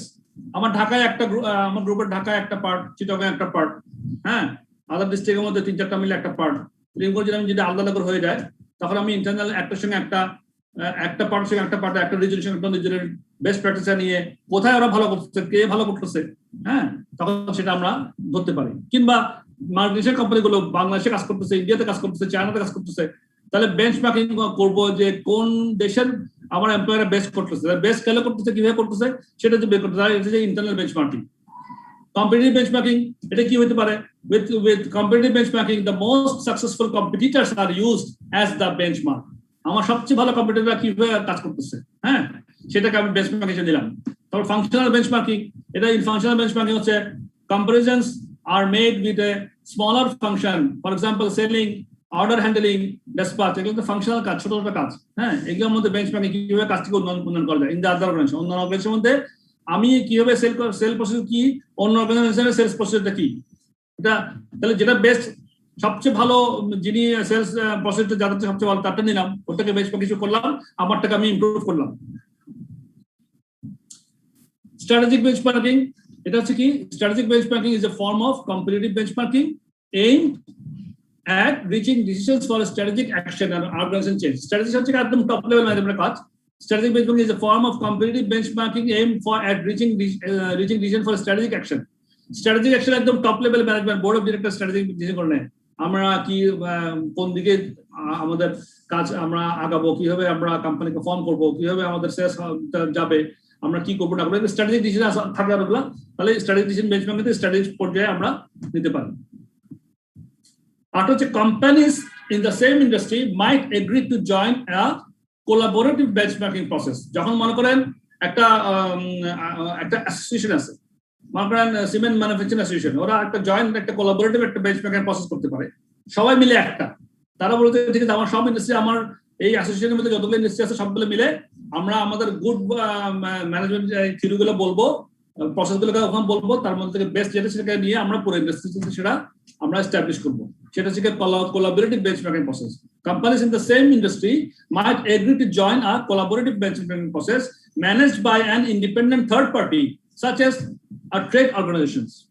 With this type of benchmarking, each company in the scheme submits data about their performance to the scheme organizer. The organizer calculates average performance figures for the industry as a whole from the data supplied. Each participant in the scheme is then supplied with the industry average data, which it can use to assess its own performance. So এগুলো হচ্ছে মোটামুটি benchmarking এর বিষয়। তো benchmarking করার সময় প্রসেসটা কিভাবে হয় কাজগুলো, benchmarking process can be summarised as follows. একটা হচ্ছে identify gaps in performance through comparisons with other organisations. গ্যাপগুলো আইডেন্টিফাই করা, পারফরমেন্সের মধ্যে যে গ্যাপটা হয় আমার ইন্ডাস্ট্রিতে অন্যান্য অর্গানাইজেশনের সঙ্গে আমার অর্গানাইজেশনের যে পারফরমেন্স গ্যাপ হচ্ছে ওটাকে আইডেন্টিফাই করা। Then seek a fresh approach to achieve an improvement in performance where significant gaps are found. গ্যাপটা পাইলাম, গ্যাপ পাওয়ার পরে ওটাকে আমি তখন ফ্রেশ অ্যাপ্রোচ করবো আমার ইমপ্রুভমেন্ট করার জন্য। এটা হচ্ছে কন্ট্রোলিং পার্টের মধ্যে, আপনার ম্যানেজমেন্ট যারা কন্ট্রোলিং পার্ট সম্বন্ধে জানেন, এই কন্ট্রোলিং পার্টের মধ্যে এরকম করে যে প্রথমে বিচ্যুতিগুলো বের করা হয়, সমস্যাগুলো বের করা, তারপরে কন্ট্রোলের মধ্যে যাওয়া হয়, তখন আমরা ওয়েগুলো বের করি, তারপর আমরা ইমপ্লিমেন্ট করি, then implement the improvements, monitor progress, repeat the process. এই টোটাল পাঁচটা দেখেন, এটা কিন্তু ফুল control part. Identify gaps, seek a fresh approach to achieve improvement, implement the improvements, monitor progress, repeat the process. Repeat the process মানে ওই আবার ওই আগের আরেকটা নোটেশনকে ফলো করো, বেঞ্চমার্কিং ক্রিয়েট করো। This is the process of benchmarking. এই হলো মোটামুটি বেঞ্চমার্কিং সম্বন্ধে জানলাম। বেঞ্চমার্কিং বেনিফিট কি? Benefit and problems with benchmarking. Benefits key: encourage in continuous improvement, can quantify improvements, can be used in marketing, commonly used, popular, more appropriate than standard costing, and internal benchmarkers can identify best practice. Problems হচ্ছে কি? Benefit হচ্ছে problem গুলো বেশি দেখা দরকার। Difficult to find suitable benchmark. Comparison may not be suitable. Does not explain how to close the gap. Targets can be arbitrary, often not linked to rewards, can be time consuming and expensive. Problems গুলো বেশি focus করি সব সময়। Benefit তো লিখতে পারবে না, কিন্তু প্রবলেমস গুলো জানা থাকলে এনকাউন্টার করতে পারবে। হ্যাঁ, তো বেঞ্চমার্কিং সম্বন্ধে জানলাম আমরা। এই চ্যাপ্টারটা আমরা আমাদের শেষ। এই চ্যাপ্টারে আমরা কি জানলাম একটু রিভিউ করি, তারপর আমরা নামাজে যাব। চ্যাপ্টার সামারিতে আমরা যা পড়লাম, various discussion elements, এর মধ্যে variance investigation পড়ছি, various এবং interpretation পড়ছি, problems, standard costing আর developments। আমরা variance investigation সম্বন্ধে কি কনসিডার করছি, size of the variance, তারপরে যে adverse নাকি favorable সেটা বের করছি, cost and benefit analysis করছি আমরা variance এর মধ্যে। আমরা কতটুকু কস্ট যাচ্ছে এবং ওইটা বেনিফিট আছে কিনা variance analysis করার জন্য। ability to correct, কতটুকু আমি কারেকশন করতে পারবো কি পারবো না, ওটার উপরে ভ্যারিয়েন্স ইনভেস্টিগেশন আমরা পড়বো, সিদ্ধান্ত নিতে হবে আমাদেরকে। প্যাটার্নস, রিলায়েবিলিটি, যে আমি ব্যালেন্স আমি করবো রিলায়েবিলিটি করতে, ওটাও কনসিডারেশন আনতে হবে। এগুলো ইনভেস্টিগেশনের মধ্যে পড়ছি। ইন্টারপ্রিটেশনের মধ্যে কি কনসিডার করতে হয়? ইন্টারপ্রিটেশন কনসিডার করতে হবে যে কন্ট্রোলেবিলিটি। আমি ইন্টারপ্রিটেশন করবো, করে লাভ কি? কন্ট্রোল করতে যদি না পারি, কন্ট্রোলেবিলিটি যদি আমার ম্যানেজারের কাছে না থাকে, মানে যিনি কাজটা করবেন, তাহলে তো করে লাভ নাই। সুতরাং ইন্টারপ্রিটেশন আমি তখন কেন করবো, অথবা করবো কেন? কারণ আমার কন্ট্রোলেবিলিটি আছে, সেজন্য করবো। তো বোথ দ্য কেসেস, ইন্টারডিপেন্ডেন্স, ব্যালেন্স গুলো একটা সঙ্গে একটা ইন্টারডিপেন্ডেন্ট কিনা সেটা আমার কনসিডার করতে হবে ইন্টারপ্রিটেশন করার সময়। Then change in each part of the standard cost card, আমার প্রত্যেকটা পার্টে যে চেঞ্জ হচ্ছে সেগুলো আমার কনসিডারেশন আনতে হবে। এরপরে problems and standard costing. Problems with standard costing কি আমরা আজকে পড়লাম যে non standard products, quickly outdated, high automation, ideal is unuseful, ignores continuous improvement, lacks detail. এগুলো হচ্ছে problems of standard costing in the modern environment. আর development গুলো যে পড়লাম একটু আগে, আমরা জানলাম যে McDonaldisation, DRG, diagnostic related group, benchmarking. এই হলো মোটামুটি আমাদের চ্যাপ্টার। এই চ্যাপ্টার সম্বন্ধে যে আমরা সব থিওরি পড়লাম, একেবারে এটাকে হেলা করে দেখার কিছু সুযোগ নেই। থিওরিগুলো কিন্তু অবশ্যই আমি একটু আগে যেটা বলছিলাম, আপনারা পয়েন্টে পয়েন্টে করে করে এই চ্যাপ্টারটাকে একেবারে এক পৃষ্ঠার মধ্যে নিয়ে আসবেন। প্রত্যেকটা পয়েন্টে পয়েন্টে গিয়ে পড়ে পড়ে প্রত্যেকটা প্যারাকে বা দুই তিনটা প্যারা মিলে দুই তিনটা ওয়ার্ডের মধ্যে নিয়ে আসবেন, এনে কম্পাইল করে একদম পকেটের মধ্যে রেখে দিবেন, আর কি খাতার এক করে রেখে দিবেন, বা খাতার মধ্যে ওটা থাকবে। এক পৃষ্ঠার মধ্যে পুরো চ্যাপ্টারটা চলে আসে। পরীক্ষার আগের দিন জাস্ট ওটা দেখলে যেন বুঝতে পারেন। আর একবার দুইবার পড়বেন, পুরো চ্যাপ্টারটা মাথার মধ্যে কনসেপ্ট ঢুকে যাবে। ছোট ছোট পয়েন্ট, একটা দুটো করে ওয়ার্ড, তিন চারটা করে ওয়ার্ড করে করে লিখবেন, সাবজেক্ট ওয়াইজ, পয়েন্ট ওয়াইজ কোনটা ইম্পর্টেন্ট মনে হচ্ছে পয়েন্টগুলো জাস্ট আপনি টুকে রাখবেন। এরপর ওটা যখন পড়বেন শুধু পয়েন্টগুলো পড়লে দেখবেন যে মাথা খেলতেছে। ইনশাআল্লাহ এটাই প্রিপারেশন হয়ে যাবে আমাদের চ্যাপ্টার।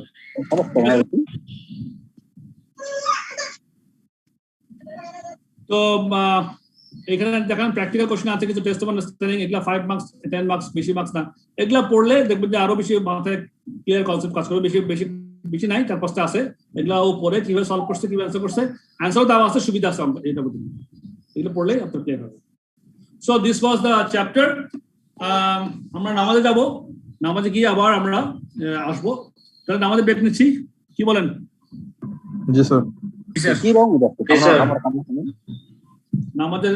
নামাজে এসে আমরা নেক্সট চ্যাপ্টার চলে যাবো ইনশাআল্লাহ। না মাথেন স্কিল হয়ে করুন তাই Não, não, não, não, não, não, não, não, não, não, não, não, não, não, não,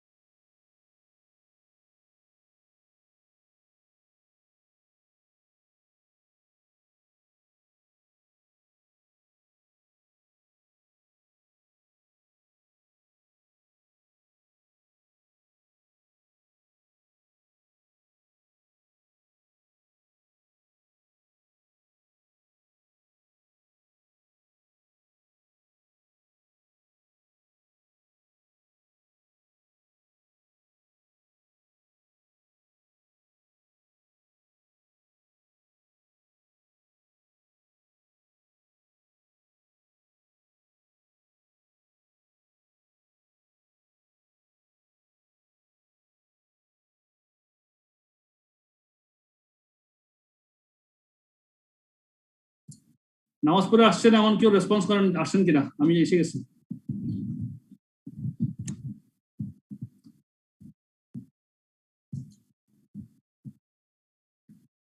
জি স্যার।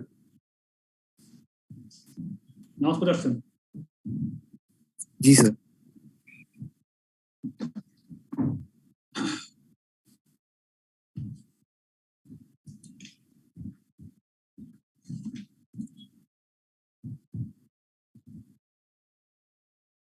আমি স্ক্রিন শেয়ার দিচ্ছি আরেকটা চ্যাপ্টারের, নতুন চ্যাপ্টারের।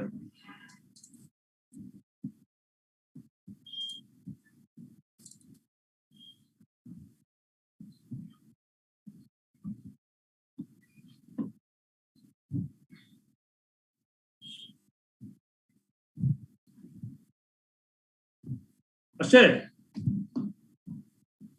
চ্যাপ্টার 8 কি দেখতে পাচ্ছেন স্ক্রিনে? জি স্যার। জি স্যার। জি স্যার। আচ্ছা, নামাজ পড়ে সবাই আসেন তো না? দু একজন রেসপন্স করুন তো আরো। জি স্যার, আসছি স্যার। জি স্যার আসছি। আচ্ছা ঠিক আছে, জি স্যার, আসছে। Thank you. তাহলে আমরা চ্যাপ্টার 8 শুরু করি। এটাও ইন্টারেস্টিং চ্যাপ্টার, অঙ্ক আছে এখানে, মজা লাগবে ইনশাআল্লাহ। চ্যাপ্টার 8 এ আমরা কি শিখবো আগে সেটা দেখি, কেমন? এখানে discuss costing methods and results এখনো কন্টিনিউ হচ্ছে, একদম প্রথম থেকে আমাদের এটা কন্টিনিউ হয়ে আসছে চ্যাপ্টার 1 থেকে 2 থেকে 8 পর্যন্ত। কম্পোনেন্ট কি? এই চ্যাপ্টারের কম্পোনেন্ট কি? Interpret material, labour, variable overhead, fixed overhead and sales variances, distinguishes between planning and operational variances. এখানে প্ল্যানিং এন্ড অপারেশনাল ভ্যারিয়েন্সটা কিন্তু রিয়েলি ইম্পর্টেন্ট এবং ভেরি আপনার ইন্টারেস্টিং। এটা আমরা শেষের চ্যাপ্টার শেষের দিকে পাবো। তার আগে আমরা দেখি যে আরো কিভাবে ইন্টারপ্রেট করা যায়, আরো কিভাবে material variance, labour variance, overhead variance, fixed overhead variance, sales variance কিভাবে আরো ইন্টারপ্রেট করা যায়, আরো কি কি সিচুয়েশন হতে পারে। দেখেন এখানে দেখেন অ্যাডভান্স ভ্যারিয়েন্সেস, অ্যাডভান্সড এর মধ্যে mix and yield, sales, planning and operation তিন ভাগে ভাগ করছে। মিক্স এন্ড ইয়ার্ডের মধ্যে দুই রকম, একটা হচ্ছে ম্যাটেরিয়াল আর একটা হচ্ছে লেবার। মানে material mix variance and yield variance, labour mix variance and yield variance. এটা গেল কস্টের পার্ট। সেলস এর মধ্যে রেভিনিউ আর্নিং এর পার্ট, ইনকাম। এটার মধ্যে mix variance, mix sales variance, quantity sales মধ্যে কি ভ্যারিয়েন্স আছে অ্যাডভান্সের মধ্যে। প্ল্যানিং এন্ড অপারেশনের মধ্যে ক্যালকুলেশনস, তারপর বেনিফিটস প্লাস প্রবলেমস। এটা প্ল্যানিং অপারেশন যখন তখন জানতে পারবো প্ল্যানিং এন্ড অপারেশনের মধ্যে কি ধরনের ভ্যারিয়েন্স গুলা আমাদের বিষয়টা কি তখন জানতে পারবো। আর প্রথমে আমরা দেখি যে মিক্স এন্ড ইয়ার্ড ভ্যারিয়েন্স, এগুলো সম্বন্ধে জানি। তো advanced material variances, mix and yield. আচ্ছা, in many industries, particularly process industries, input consists of more than one type of material, and it is possible to vary the mix. In many cases, this would then affect the quantity of output produced. To analyze this, the usage variance can be broken down into mix and yield variance. আচ্ছা, practically আমার কথা বলি, cement ইন্ডাস্ট্রিতে আমরা যেটা আমি 2 দিন আগেও আপনাদেরকে একটা উদাহরণ দিচ্ছিলাম যে আমরা করলাম কি, জিপসাম আমাদের যে ম্যাটেরিয়াল যে ইউজ হতো প্রথমে ক্লিংকার এন্ড জিপসাম, প্রথমে দুটো ম্যাটেরিয়াল ইউজ হতো। পরবর্তীতে আমরা হাইডেলবার্গ সিমেন্ট যখন রুবি সিমেন্টকে কিনে ফেললাম, তখন আমরা আস্তে আস্তে মডার্ন যে প্রসেসিং এর যে ম্যাটেরিয়াল গুলো ইনপুট হয় সেই কনসেপ্ট গুলো আনার চেষ্টা করলাম। তারপরে আমরা স্ল্যাগ কনসেপ্ট আনলাম, ফ্লাই অ্যাশ আনলাম, তারপর অন্যান্য আরো কিছু কিছু লাইমস্টোনটাও আগেও ছিল, লাইমস্টোনটাও আনলাম। সবকিছু মিলাই আমরা কিন্তু ম্যাটেরিয়াল মিক্সিং রেশিওগুলোকে চেঞ্জ করলাম, কিন্তু কোয়ালিটি ডিটেক্ট তো করে নাই, বরং কোনো কোনো ক্ষেত্রে ভ্যারাইটি অফ কোয়ালিটি হয়েছে, ভ্যারাইটি অফ কোয়ালিটি। একটা কার্যক্ষেত্রের জন্য এক ধরনের সিমেন্ট ইউজ করার বিষয়টা আমরা সামনে আনতে পারলাম। এই যে ম্যাটেরিয়াল মিক্সড ভ্যারিয়েন্স, এটাকে বলে ম্যাটেরিয়াল মিক্সের প্রপোর্শন। এটা আমাদের হয়তো প্রোডাকশন কস্টের মধ্যে কিছু কম বেশি তো হয়েছেই, হ্যাঁ, তারপরে আবার সেটা থেকে আমার কি কি এফেক্ট হয়েছে। সুতরাং এই জিনিসটাই হচ্ছে ম্যাটেরিয়াল মিক্স, যে আমার একাধিক ম্যাটেরিয়াল লাগতেছে করার জন্য। অনেক ইন্ডাস্ট্রি এরকম আছে। এই যে তখন মিক্সিং রেশিও যখন চেঞ্জ করবো, তাহলে আমরা কম দামি ম্যাটেরিয়াল, বেশি দামি ম্যাটেরিয়াল, কম প্রপোর্শন, বেশি প্রপোর্শন, এগুলোর কারণে হয় কি তখন একটা ভ্যারিয়েন্সের সৃষ্টি হয়। তার মধ্যে কিছু প্রাইসের জন্য যেগুলো সৃষ্টি হয় সেগুলোকে এক ধরনের, আর সেগুলোকে বলে mix variance, material mix variance. আর যেগুলো থেকে আমার পড়লে আরো ক্লিয়ার হবে। Material mix variance key, the material mix variance arises when the mix of materials used differs from the predetermined mix included in the calculation of the standard cost of an operation. মানে কি predetermined mix মানে কি? Predetermined mix included in the calculation of standard cost, দেখি কেউ বলেন তো, what does it mean? What is predetermined mix in the calculation of standard cost? মানে আগে যে একটা আগে থেকে একটা মিক্স কি করবে সেটা হবে স্ট্যান্ডার্ড কস্ট তৈরি। মানে আগে থেকে আমরা একটা মিক্স স্ট্যান্ডার্ড করে রাখছি যে এই মিক্সিং রেশিওতে প্রপোর্শনে আমি প্রোডাকশনটা করব, তাই তো? ওইটা হচ্ছে কি আমার জি স্যার স্ট্যান্ডার্ড এটাই। মিক্স। তার মানে প্রিডিটারমাইন্ড মিক্সটা হচ্ছে কি স্ট্যান্ডার্ড মিক্স প্রপোর্শন রেশিও, যাই বলো না কেন, যে আমার ম্যাটেরিয়াল 3, 4, 5টা ম্যাটেরিয়াল আছে, এই ম্যাটেরিয়াল আমার কি কি প্রপোর্শনে যাবে সেটার একটা প্রিডিটারমাইন্ড একটা স্ট্যান্ডার্ড আমি করলাম ওইটা, এবং ওটার সাথে কস্ট দিয়ে গুণ করলাম, ওটার কত কস্ট, তাহলে আমার স্ট্যান্ডার্ড কস্ট হলো। তাহলে ম্যাটেরিয়াল মিক্স ভ্যারিয়েন্স অ্যারাইজেস তখনই হবে যখন আমার মানে অ্যাকচুয়াল মিক্সের সঙ্গে স্ট্যান্ডার্ড মিক্সের যখন একটা ডিফারেন্স হবে। The material mix variance arises when the mix of materials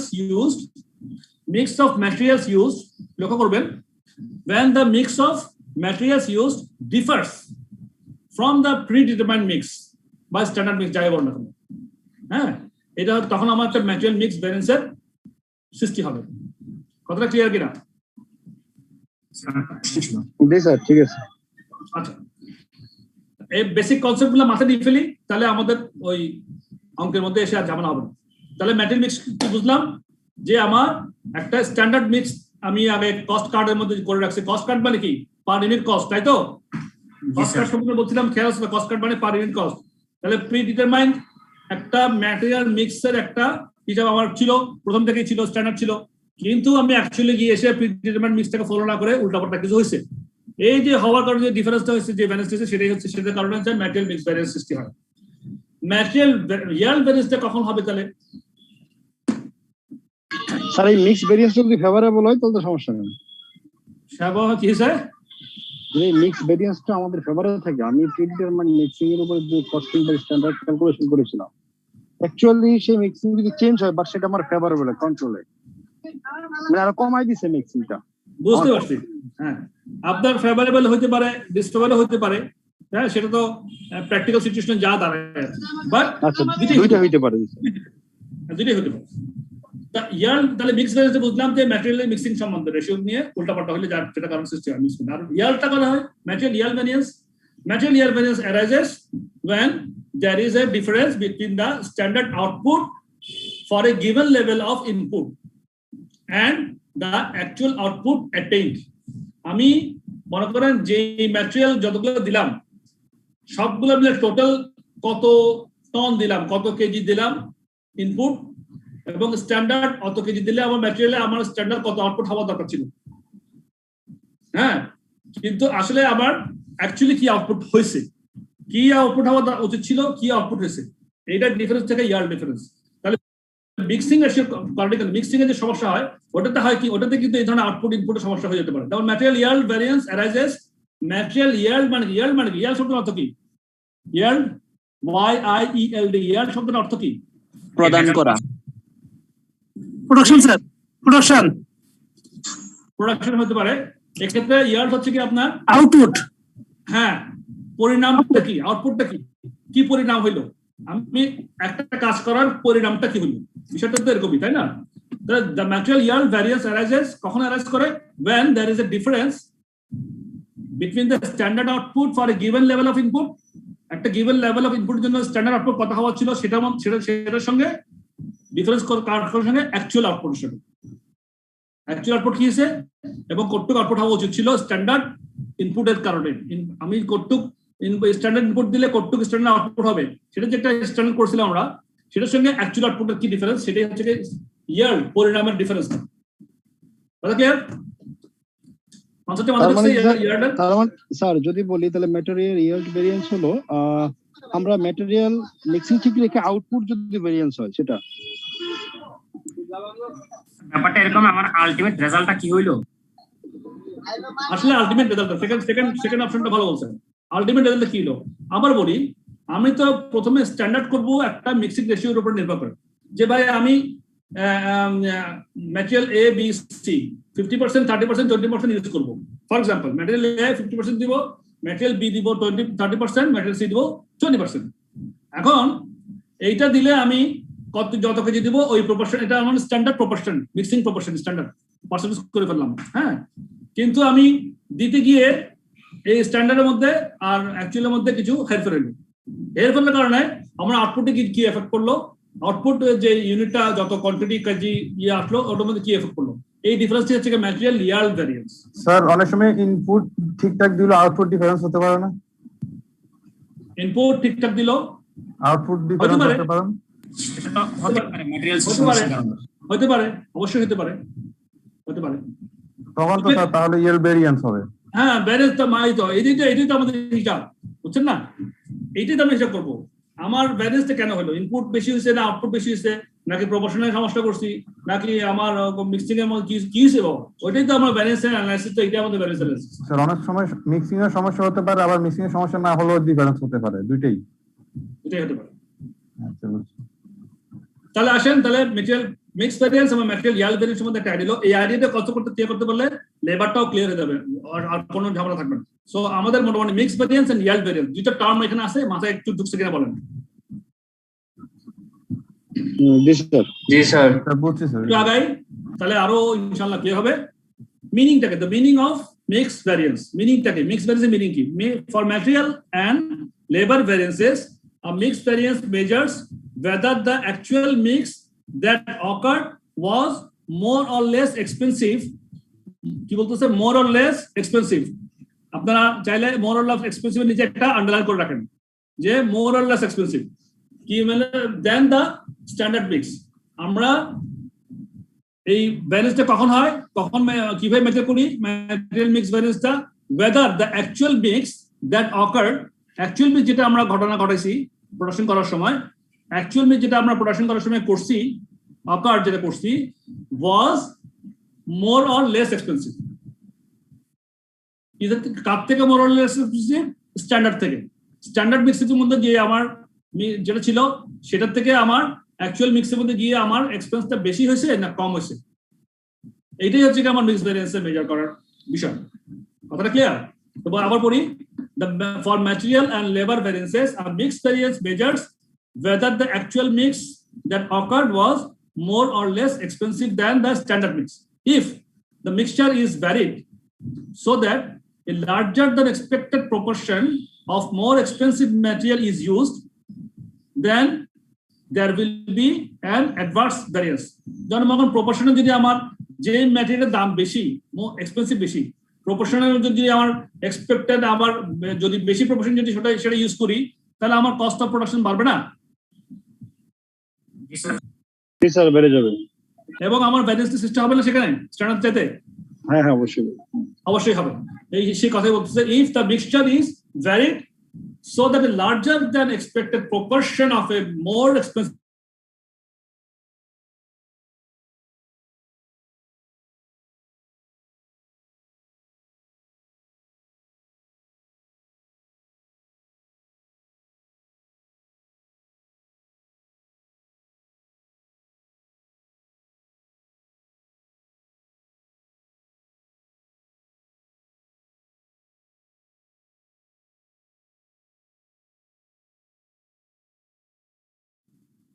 sir কি শুনতে পাচ্ছেন আপনারা?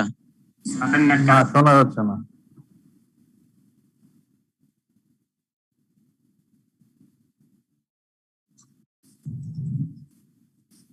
স্যারের ওখানে ইন্টারনেটের প্রবলেম মেবি।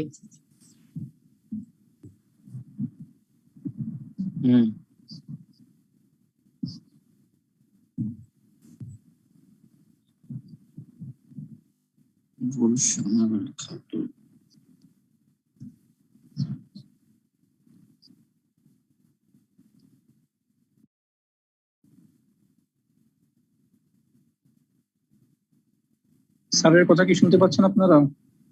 না না, শোনা যাচ্ছে না।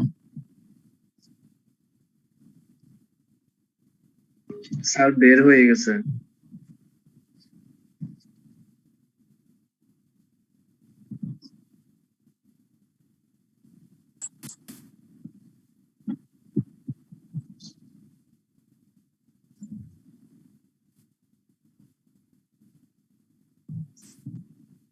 না স্যার বের হয় নাই, বাট এটা দেখা যাচ্ছে।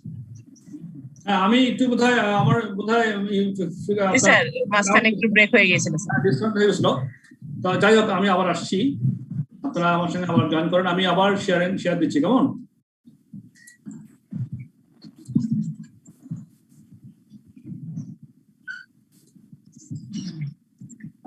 দেখতে পাচ্ছেন স্ক্রিনটা? আচ্ছা স্যার, দেখা যাচ্ছে। Thank you. তাহলে যেখানে ছিলাম, তাহলে if the mixture is varied so that a larger than expected proportion of more expensive material is used. যদি আমার more expensive material যদি বেশি ইউজ করি, তাহলে তো আমার এটা অ্যাডভান্স ভ্যারিয়েন্স সৃষ্টি হবে, ঠিক না? বলেন হ্যাঁ কি না, বলেন না, বুঝতে বলেন। জি জি, কস্ট অফ প্রোডাকশন বেড়ে যাবে। Right. When a larger than expected proportion of a cheaper material is included in the mix, then কি হবে? Favorable variance হবে। জি জি, রাইট স্যার। হ্যাঁ, এই কনসেপ্টটা মাথায় ঢুকে পেলেন। আমাদের অঙ্ক বেশি বেশি কঠিন কিছু না, এগুলো কনসেপ্টটা হচ্ছে মেইন মাথায় ঢুকে দেন। আবার বুঝেন তাহলে মিক্স ভ্যারিয়েন্সটা কেন অ্যারেঞ্জ করে? যদি আমার ম্যাটেরিয়াল মিক্সের মধ্যে যেই ম্যাটেরিয়ালটার দাম বেশি, সেই ম্যাটেরিয়ালটার স্ট্যান্ডার্ড প্রপোর্শন থেকে যদি আমার অ্যাকচুয়াল প্রপোর্শনটা আমি বেশি ইউজ করি, তাহলে আমার কি হবে? অ্যাডভার্স হবে না ফেভারেবল হবে? অ্যাডভার্স হবে। অ্যাডভার্স। যদি আমার উল্টাটা হয়, expected proportion of A cheaper material, যে ম্যাটেরিয়াল দামটা কম সেটার প্রপোর্শনটা যদি আমি বেশি ব্যবহার করি, তাহলে কি হবে? This is the concept. এটা যদি মাথায় ঢুকে থাকে, আমাদের আর কিছু শিকার নাই এখানে। For example, suppose that a product consists of two materials, X and Y. The standard mix of the ratio, the mix of the two items are 50-50. Material X is much more expensive than material Y. If the actual mix used to make the product contains more than 50% of X and less than 50% of Y, the actual mix will be more expensive than the standard mix because it includes a bigger than standard proportion of the expensive material. ঠিক না? ওই যে উত্তরটা আমরা যেটা পেলাম, the mix variance will be adverse. But similarly, if the actual mix used to make the product contains less than 50% of X, কারণ এখানে X এর দাম বেশি, তাই না? X material is much expensive, material Y এর দামটা কম, material X এর দামটা বেশি, তাহলে 50-50 প্রপোর্শন। এখন যদি 50% প্রপোর্শন X এর যদি 50% যদি বেশি ইউজ করি, তাহলে আমার জন্য কি হয়ে যাবে? এক্সপেন্সিভ হয়ে যাবে। তাহলে অ্যাডভার্স একটা ভ্যারিয়েন্স দেখাবে। আর যদি আমি ওয়াইটা যদি বেশি ব্যবহার করি, এক্সটা কম ব্যবহার করি, তাহলে আমার জন্য ফেভারেবল হবে। বিষয়টাই। জি স্যার। আর the meaning of the yield variance কি? yield variance মানে কি? আমরা তো মিক্স ভ্যারিয়েন্স বুঝলাম, এখন রিয়েল ভ্যারিয়েন্স মানে কি? A material's yield variance is similar to material's usage variance. Material usage variance এর মতো। However, instead of calculating a usage variance for each material separately calculation না করে a single yield variation is calculated. একটা single yield মধ্যে নিয়ে আসি, তারপরে ভ্যারিয়েন্সটা calculation করি। is calculated for the material as a whole. Materials as a whole, সবগুলো ম্যাটেরিয়ালকে একটা সিঙ্গেল ক্যালকুলেশন মোডে এনে তখন আমরা ভ্যারিয়েন্সটাকে অ্যানালাইজ করি। গ্যাপটা দেখি। The yield variance is calculated first of all in terms of units of material, then and is converted into a money value at the weighted average standard cost per unit of material. এই যে weighted average per standard cost of per unit material, weighted average এর মধ্যে নিশ্চয়ই আমাদের সবার ধারণা আছে। ধারণা নাই? weighted average কিভাবে করতে হয় ধারণা নাই, আমার কেউ আছেন কিনা বলেন? আশা করি কেউ নাই। Money value at the weighted average standard cost, তার মানে সবগুলো ম্যাটেরিয়ালের যে ইনপুটের যে দামগুলো ওগুলোকে ওয়েটেড এভারেজ করবো, প্রপোর্শন অনুযায়ী দাম অনুযায়ী গুণ করে বা ভাগ করে যেভাবে করতে হয় ওয়েটেড এভারেজ সেভাবে করবো। করার পরে আমরা একটা টার্ম আনবো। The yield variance is calculated first of all in terms of units. ইউনিটসে কত ম্যাটেরিয়াল ইউনিটসের মধ্যে কত ডিফারেন্স হলো, ফার্স্ট অফ অল ভ্যারিয়েন্সটা কত in terms of units, then and is converted into money, তারপরে মানিতে কনভার্ট করবো। কি দিয়ে করবো? কোন ভ্যালুতে করবো? ওই যে weighted average standard cost per unit of material করবো। বুঝা গেছে কথাটা? তাহলে yield variance কিভাবে করবো? প্রথমে আমরা যেটা করবো, however instead of calculating a usage variance for each material separately, a single yield variance is calculated for all the materials as a whole. The yield variance is calculated first of all in terms of units of materials and is converted into a money value. কি দিয়ে গুণ করব? weighted average standard cost দিয়ে per unit matter করব. When a mixed variance is calculated, it is assumed that the mix of materials or labor can be controlled. এটা assumption মধ্যে আমরা controllability principle যেটা পড়ছিলাম লাস্ট চ্যাপ্টারের মধ্যে। হ্যাঁ, এটা assume করতে হবে যে আমাদের is controllable. The material yield should therefore be assessed for all the materials combined, not for each item of material separately. প্রত্যেকটা item of material separately করব না, combinedly করব। Material yield variance টা করার সময় কি করব আমরা? Combinedly করব। The material should be therefore assessed for all the materials combined, not for each item of material separately.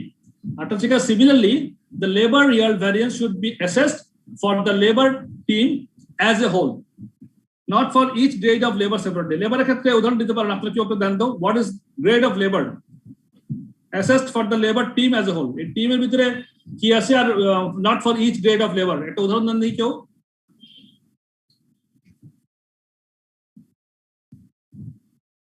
somebody, আমার স্কিল লেবার আছে, সেমি স্কিল লেবার আছে, নন স্কিল লেবার আছে। হ্যালো, আমি কি আসি আপনার সঙ্গে? আপনি শুনতে পাচ্ছেন আমাকে? জি স্যার, শুনতে পাচ্ছি। তাহলে বিভিন্ন গ্রেডের লেবার আছে না আমাদের? জি স্যার। জি স্যার। প্র্যাকটিক্যাল কথা বলতে।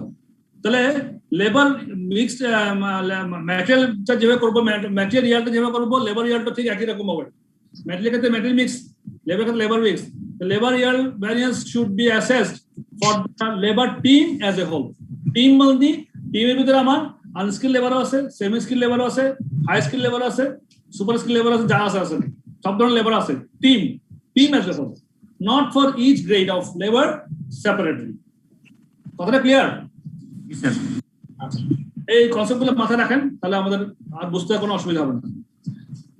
The yield variance then tells us, তখন yield variance আমরা কি বলে? yield variance বের করে আমরা কি বুঝতে পারি? Tells us the effect of varying the total input of a factor of production, মানে materials or labor, while holding constant the input mix, the proportions of types of materials or labor used, and the weighted average unit price of the factor of production. তাহলে আমাদের valid input এবং আউটপুটের যে production হয় সেটার জন্য আমাদেরকে যে এই কথাগুলো তখন আমরা লেবার এন্ড yield variance থেকে এবং ম্যাটেরিয়াল yield variance থেকে আমরা তখন এভাবে অ্যাসেস করতে পারি। এবার ক্যালকুলেশন চলে যাই। Calculating mix and yield variances, there are two different methods. দুইটা মেথডে করা যায়। Calculating the mix variance mentioned in the syllabus, the individual unit method and a weighted average method. The individual unit method is easier to calculate and understand, so you should use this in exam if you have a choice. যদি choice থাকে তাহলে আপনি এই আপনার individual unit গেলে আপনার জন্য সহজ হবে। But weighted average is technically superior. Weighted average is technically superior. Both methods produce exactly the same total figure for the mix variance. Both methods compare the actual mix of materials with the standard mix. Concept is same. একটা হচ্ছে weighted average system করবে, একটা হচ্ছে unit basis করবে। The actual mix এর মধ্যে actual mix কি জিনিস? Actual mix থেকে the actual quantities of materials used for each material individually and in total. এটা হচ্ছে actual mix, ঠিক আছে না? আর স্ট্যান্ডার্ড মিক্সটা কি? Actual quantity, actual total quantity of materials used. দেখেন এই যে actual total quantity উপরে লাইনে আমরা পড়ছি, the actual quantity of materials used. হ্যাঁ, আর স্ট্যান্ডার্ড মিক্সটা কি হবে তাহলে? এই actual quantity উপর নির্ভর করে the actual quantity of material used with the total divided between the individual materials in the standard proportions. আমরা মনে করেন স্ট্যান্ডার্ড প্রপোর্শনে মনে করেন আমার অ্যাকচুয়াল মিক্সটা যদি মনে করেন অ্যাকচুয়াল কোয়ান্টিটি আমার গেল মনে করেন 20,000 টন আমি ম্যাটেরিয়াল আমি ঢুকাইলাম, কিন্তু এই অ্যাকচুয়ালটা আমার এই অ্যাকচুয়াল কোয়ান্টিটি 20,000টার মধ্যে যে প্রপোর্শন ঢুকেছে ম্যাটেরিয়ালগুলো স্ট্যান্ডার্ড মিক্স অনুযায়ী এই 20,000 টনটা কিভাবে আমাদের কোন স্ট্যান্ডার্ড প্রপোর্শন অনুযায়ী ঢুকাইলে কি হইতো কতটুকু ম্যাটেরিয়াল কোনটা দোকানে ঢুকতো, এটা হচ্ছে স্ট্যান্ডার্ড মিক্স। তাহলে স্ট্যান্ডার্ড মিক্সের যে স্ট্যান্ডার্ড করছি আমরা, সেই প্রপোর্শনে অ্যাকচুয়াল টোটাল কোয়ান্টিটিটা কি কি হতে পারতো। তাহলে এখানে অ্যাকচুয়াল মিক্স, স্ট্যান্ডার্ড মিক্স, এই দুটো কনসেপ্টটা ভালো মতো বোঝেন। একটা হচ্ছে অ্যাকচুয়াল মিক্স, আবার পড়ি অ্যাকচুয়াল মিক্স হচ্ছে the actual quantities of materials used for each material individually and in total.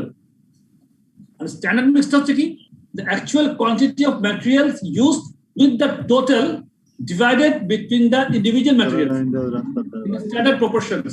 Standard proportions are the mix variance in units of materials is the difference between the actual mix and standard mix. তাহলে actual mix এবং standard mix এর মধ্যে তখন আমরা যে difference পাবো ওটা হচ্ছে mix variance। তারপরে mix variance is calculated for each individual material in the mix। এভাবে আমাদের হিসাব করা যায়। তো ইন্ডিভিজুয়াল যে দেখছিলাম just বলেন আমাকে স্যার, স্ট্যান্ডার্ড মিক্সটা একবার বুঝিয়ে দেন আগে। আচ্ছা, আপনি একটু ওয়েট করে, আমি আপনি যখন অঙ্কে যাবেন এই কথাটা আবার ক্লিয়ার হবে আপনার কাছে, কেমন? আমরা এরপরে আলোচনাতে আপনার কথাটা চলে আসবে, কেমন? তো ম্যাটেরিয়াল মিক্স এর মধ্যে ইন্ডিভিজুয়াল ইউনিটস মেথড হতে পারে একটা, আরটা হতে পারে কি ওয়েটেড এভারেজ মিক্স মেথড হতে পারে।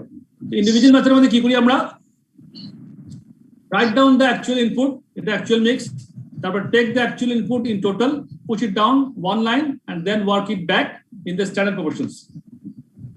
তারপর হচ্ছে calculate the difference between the standard mix line 2 and line 1 এর ডিফারেন্সটা।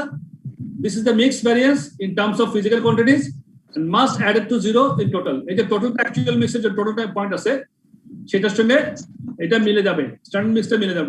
টোটাল অ্যাকচুয়ালটা এবং সেটা 0 হবে। স্ট্যান্ডার্ড মিক্সের প্রশ্নে কি হতে পারে, আমি অঙ্ক করলে জিনিসটা ক্লিয়ার আসবে। Then multiply standard price per KG give the mix variance in final term. এই যে এখানে লেআউট দিছে একটা, যেমন মনে করেন ম্যাটেরিয়াল এ, ম্যাটেরিয়াল বি আর total actual input material A কত দিলাম, ম্যাটেরিয়াল বি কত দিলাম, যোগ করে কত হইলো। এই যে কত হইলো, হ্যাঁ, এইটাকে আমি এখানে নিয়ে আসলাম actual input in standard proportion. এই যে অ্যাকচুয়াল ইনপুট যেটা দিলাম, ইনপুটটাকে আমি স্ট্যান্ডার্ড প্রপোর্শনে ম্যাটেরিয়াল এ কত হওয়া ছিল, ম্যাটেরিয়াল বি কত হয়েছিল ওটা ভাগ করে দিলাম। জিনিসটা কি বুঝতেছেন আপনারা? অ্যাকচুয়াল ইনপুট ম্যাটেরিয়াল এ কত দিলাম, ম্যাটেরিয়াল বি কত দিলাম এবং সব দুটোটার যোগফল কত। যোগফলটাকে আমরা স্ট্যান্ডার্ড প্রপোর্শনে যদি ভাগ করি তাহলে ম্যাটেরিয়াল এ কত হওয়া ছিল, স্ট্যান্ডার্ড মিক্স অনুযায়ী স্ট্যান্ডার্ড প্রপোর্শনে কত হওয়া ছিল এবং ম্যাটেরিয়াল বি কত হওয়া ছিল, ওইটা আমরা লিখে দিলাম। তাহলে যোগফল দুইটা কিন্তু সেম। এটা যদি 20,000 হয় এটাও 20,000, এটা যদি 50,000 হয় এটা 50,000। তাহলে একটা হচ্ছে অ্যাকচুয়াল ইনপুট, আরেকটা হচ্ছে actual input in standard proportions. এই যেটা পার্থক্য হচ্ছে গিয়া ডিফারেন্স ইন কোয়ান্টিটি। এই ডিফারেন্স ইন কোয়ান্টিটিটা হচ্ছে গিয়া স্ট্যান্ডার্ড প্রাইস দিয়ে গুণ করলে আমার মিক্স ভ্যারিয়েন্সটা পাই। তাহলে প্রাইসটার ভ্যারিয়েন্সটা আমরা প্রাইস দিয়ে মানে ভ্যালু করলাম কি স্ট্যান্ডার্ড প্রাইস দিয়ে করলাম, কাকে গুণ করলাম, স্ট্যান্ডার্ড ডিফারেন্স ইন কোয়ান্টিটিকে। ডিফারেন্সটা করতে পারলাম অ্যাকচুয়াল ইনপুটের অ্যাকচুয়াল প্রপোর্শনে যেটা হয় সেটা, আবার টোটাল ইনপুটকে স্ট্যান্ডার্ড প্রপোর্শনে ভাগ করলে কি হইতো, কি হওয়া ছিল সেটা লিখলাম। তারপর ম্যাটেরিয়াল গুলোর মধ্যে কি কি ডিফারেন্স হলে সেটা বের করলাম, তারপর স্ট্যান্ডার্ড প্রাইস দিয়ে ধরনের গুণ করলাম, ধরনের গুণ করে টোটাল যোগ করলে আমরা মিক্স ভ্যারিয়েন্সটা পাই। মাথা ঢুকছে এটা জিনিসটা? অঙ্কের মধ্যে আরো ক্লিয়ার হবে। মাথা ঢুকছে কিনা বলেন একটু পর্যন্ত, কিছুটা আইডিয়া আসছে? বুঝতে স্যার, এখানে অ্যাকচুয়াল ইনপুট আর স্ট্যান্ডার্ড এটা কখনো সমান হতে পারে সেম? Rare case. আচ্ছা স্যার, রেয়ার কেস। আপনার এস্টিমেটের সঙ্গে আপনার মিলে যাবে, মিলতেও পারে, অনেক সময় মিলে, হ্যাঁ মিলতেও পারে, খুব কাছাকাছি থাকতে পারে। হ্যাঁ, আপনার একদম 100% অ্যাকিউরেট করতে পারেন তাহলে মিলে যাবে। হ্যাঁ, তো আবার যদি আপনার ইন্ডাস্ট্রি যেরকম হয়, মিলের মতো ইন্ডাস্ট্রি হয় তাহলে মিলবে, বুঝছেন না? জি স্যার। তবে ওয়েটেড এভারেজটা কি করে, একই রকম, the format is similar to that used in the individual unit method except that the difference in quantity has been calculated instead of multiplying the individual material price. We multiply by the difference between the individual price and the weighted average price. এই যে difference in quantity করার পরে standard price দিয়ে গুণ না করে আমার ওই যে এভারেজ ওয়েটেড এভারেজ প্রাইস এবং ইউনিট ইন্ডিভিজুয়াল ইউনিট প্রাইসের যে পার্থক্য আছে, পার্থক্য দিয়ে গুণ করে আমরা অ্যাডভার্স এবং ইয়েটাকে ফেভারেবলটাকে তখন আমরা যোগ বিয়োগ করে একটা হিসাব করি। কিন্তু আনসার কিন্তু আপনি যে কোনো মেথডে করেন, ইন্ডিভিজুয়াল ইউনিট মেথডে করেন কিংবা ওয়েটেড এভারেজ মেথডে করেন, অ্যান্সার হবে same. The individual methods is easier to understand, but it is slightly flawed. The weighted average method is theoretically superior, is recommended by CIMA, otherwise is recommended by ICMB, and is much more likely to be asked by the examiner. The superiority of the weighted average method will be seen later. পরে আপনারা দেখতে পারবেন। আচ্ছা, এখানে আরেকটা performance দিছে, সেটা হচ্ছে কি আপনার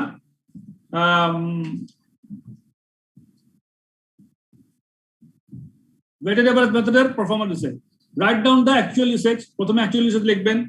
Take the actual usage in total and put it down one line, and then work it back in standard proportions. ওটা হচ্ছে কি standard mix.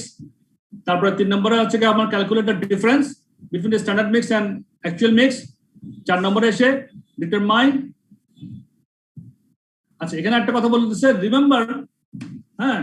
remember what a mixed variance means. Mixed variance কি মানে, mixed variance এর মানেটা কি? মানে হচ্ছে using a higher proportion of an expensive type of material in adverse, but using a higher proportion of a cheaper type of material would actually be regarded as good thing. যদি আপনি higher proportion of expensive material use করেন তাহলে আপনার adverse আসবে variance-টা, mixed variance-টা। আর যদি উল্টাটা হয় যে আপনার higher proportion of a cheaper type material যদি আপনি use করেন তাহলে আপনার adverse, আপনার favorable হয়ে যাবে। We must found out, we have just found out for each type of material wherever we have used a higher or lower proportion material. আচ্ছা, in order to decide whether the variance is favorable or adverse, এই কথাটা important. এই কথাটা আপনারা adverse না favourable ডিসিশনটা নিতে গিয়ে কিন্তু ঝামেলাটা হতে পারে, ওই জন্যই এই কথাটা মনে রাখেন। in order to decide whether the variance is favorable or adverse, we need to know whether the type of material is cheap or expensive. We determine this by comparing the individual cost of material with the weighted average rate. যেমন মনে করেন আপনার কম দামি material যদি কম ব্যবহার করেন তাহলে কি হবে, আপনার ফেভারেবল হবে নাকি অ্যাডভার্স হবে? ফেভারেবল হবে। রাইট, এই জিনিসটা মনে রাখতে হবে। এখানে কনফিউশন অ্যারাইজ করার সময় বেশি দামি ম্যাটেরিয়াল আপনি কম ব্যবহার করলেন তাহলে কি হবে? ফেভারেবল। এটাও ফেভারেবল হবে। বেশি দামি ম্যাটেরিয়াল বেশি ব্যবহার করলেন তাহলে কি হবে? অ্যাডভার্স। ফেভারেবল। কম দামি ম্যাটেরিয়াল বেশি ব্যবহার করলেন তাহলে কি হবে? ফেভারেবল। ফেভারেবল। এই 4টা জিনিস সবার মনে ঢুকছে কিনা? এই 4টা জিনিস ঢুকে যায় তাহলে একদম আমাদের এগুলা এই ডিসিশনের মধ্যে আর কোনো সমস্যা হবে না। স্যার কিন্তু প্রথম যেটা বলছেন যে কম দামের ম্যাটেরিয়ালটা যদি কম ইউজ করে তাহলে সেটা অ্যাডভার্স হওয়ার কথা না, যেহেতু দামই কম, আমি কম ইউজ করতেছি, সেক্ষেত্রে অফকোর্স কম দামি ম্যাটেরিয়াল কম ব্যবহার করলাম না, জি স্যার, তাহলে কি হবে? আমার ফেভারেবল হবে না অ্যাডভার্স হবে? অ্যাডভার্স হওয়ার কথা স্যার। অ্যাডভার্স তো হওয়ার কথা, যেহেতু আমি দাম কম ইউজ করতেছি কম, যদি বেশি ইউজ করতাম তাহলে প্রোডাকশন কস্ট এভারেজ কম হতো। কম দামি ম্যাটেরিয়াল যদি আমি কম ব্যবহার করি তাহলে স্যার অ্যাডভার্স হবে। অ্যাডভার্স হবে, হ্যাঁ। কম দামি ম্যাটেরিয়াল কম ইউজ মানে হচ্ছে কি আমি বেশি দামি ম্যাটেরিয়াল বেশি ইউজ করছি। জি স্যার, তাহলে ঠিক আছে, কিন্তু বলছিলেন যে কম দামি ম্যাটেরিয়াল কম ইউজ করলে ফেভারেবল হবে, এই জন্য আর কি বললাম। আচ্ছা, থ্যাংক ইউ। তাহলে বিষয়টা এরকম যে কম দামি ম্যাটেরিয়াল যদি কম ইউজ করি এটা মানে কি হচ্ছে? বেশি দামি ম্যাটেরিয়াল বেশি ইউজ করছি। জি স্যার, তাহলে আমার ভ্যারিয়েন্স তখন অ্যাডভান্স শো করবে, তাই না? এই যে ডিসিশন মেকিংটা এখানে একটু কনফিউশন হয়ে যায় অঙ্ক করার সময়, ঠিক আছে? যদি আমরা এখানে ডিসিশন মেকিংটা যে প্রসেসটা বুঝি যাই, অঙ্ক করার সময় আমাদের ঝামেলা হবে না। ওকে, তারপর কি হবে? আমরা determine for each type of material whether it is cheap or expensive compared to a weighted average price. তখন weighted average সঙ্গে কম্পেয়ার করে চিপ আর এক্সপেন্সিভ গুণ করব, তাহলে multiply this result in line 3-4, দেন এটা আমার ফিনান্সিয়াল টার্মসে চলে আসবে। এই ফর্মেটে তাই বলছে, যেমন material A, material B, total actual usage, material A কত, ম্যাটেরিয়াল বি কত, টোটাল কত। এই টোটালটাকে আমরা আবার স্ট্যান্ডার্ড প্রপোর্শনে অ্যাকচুয়ালটাকে ভাগ করলাম। ম্যাটেরিয়াল এ কত হওয়া উচিত ছিল, ম্যাটেরিয়াল বি কত হওয়া উচিত করলাম। তারপরে এ এবং 3 নম্বর ডিফারেন্স কোয়ান্টিটি বের করলাম, এটা হচ্ছে কি ভ্যারিয়েন্সের কোয়ান্টিটি। তারপর এটাকে রেট দিয়ে গুণ করবো। কি রেট দিয়ে গুণ করবো? Difference in rate, weighted average cost, standard cost থেকে ইন্ডিভিজুয়াল ম্যাটেরিয়াল কস্ট থেকে বের করবো। মনে করো ওয়েটেড এভারেজ কস্টটা আমি সবগুলোকে হিসাব করে এ এবং বি কে যোগ গুণ করে ভাগ করে তারপরে ভেটের বাস বের করছিলাম। ভেটের বাস থেকে এ এর দামটা কম না বেশি সেটা গুণ করব, বি এর দামটা কম না বেশি সেটা গুণ করব, x মাইনাস x, হ্যাঁ, ভেটের বাস standard cost minus individual material cost করে ডিফারেন্স ইন রেট দিয়ে গুণ করলে ডিফারেন্স কন্টেকে তখন আমরা অ্যাডভান্স না ফেভারেবল, তখন আবার ওই লজিকে আমরা বের করবো যে কোন লজিকে আমার অ্যাডভান্স পড়তেছে, কোন লজিকে আমার যে লজিকটা নিয়ে আমরা একটু আলোচনা করলাম অ্যাডভার্স এবং ফেভারেবল লজিকটা, এই লজিকটা ইউজ করে আমরা ফেভারেবল এবং অ্যাডভার্স সেটাকে আমরা হিসাব করব। ইয়ার্ড ভ্যারিয়েন্স এর মধ্যে এটা পড়লাম, ইয়ার্ড ভ্যারিয়েন্স থেকে the yield variance only happens in total. Yield ভ্যারিয়েন্সটা কি হয়? ইন টোটাল হ্যাপেন হয়। SEMA and the examiner do not consider individual yield variances to be meaningful. The yield variance is calculated in the same way under both methods. At calculate the standard yield. This is expected output from the actual input. That is the standard yield. Expected output from the actual input. আমি যে actual input দিয়ে দিলাম ওটা থেকে আমার expected output কত ছিল standard yield, আর compare this to actual yield। Actual yieldটা কত হয়েছে আসলে, হ্যাঁ, তাহলে এই যেটা বের করলাম the difference in the yield variance is physical terms. এখন এই দুটো ডিফারেন্স থেকে ফিজিক্যাল টার্মসে পাইলাম, এইটাকে আমরা to express the variance in financial terms we multiplied the standard cost. Standard যে cost থাকে সেটা মাল্টিপ্লাই করলাম, করার পরে one thing to be careful to of however is that the yield variance consider outputs and so that standard cost is the standard cost per kg of output. এটা অঙ্ক করার সময় আরো ক্লিয়ার হয়ে যাবে। This gives the yield variance in financial terms. তাহলে ফরম্যাটটা দেখেন, standard yield of output, standard yield of actual input. Actual input এর standard yield কত হওয়া উচিত ছিল সেটা, আর অ্যাকচুয়াল yield কত হয়েছে সেটা, এই দুটো ডিফারেন্স পেয়ে গেলাম, standard cost per KG of output দিয়ে গুণ করলাম, আমরা পেয়ে যাচ্ছি। এই একটা অঙ্ক দেখেন,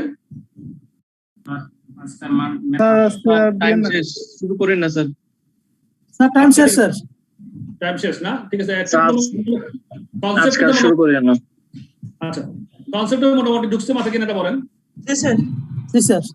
আমরা তাহলে একটুকি থাক, এই কনসেপ্টটা আপনাকে রিভিউ করে নিন, আমরা নেক্সট ক্লাস থেকে এটা একটু আগানোর চেষ্টা করবো ইনশাল্লাহ, দেখি করতে করতে পারা যায়। হ্যাঁ, এটা অঙ্কের মধ্যে কঠিন কিছু না, এখানে শুধু আপনার কনসেপ্টটা সব থেকে মেইন, কনসেপ্ট বুঝে গেলে বাকিগুলো আমাদের জন্য টাফ হবে না, ভেরি ইজি হবে। তো এখানে একজন লিখছেন sir don't start math now as today's session is going to end if you আচ্ছা ঠিক আছে, ম্যাথ আর শুরু করতেছি না, we have already decided।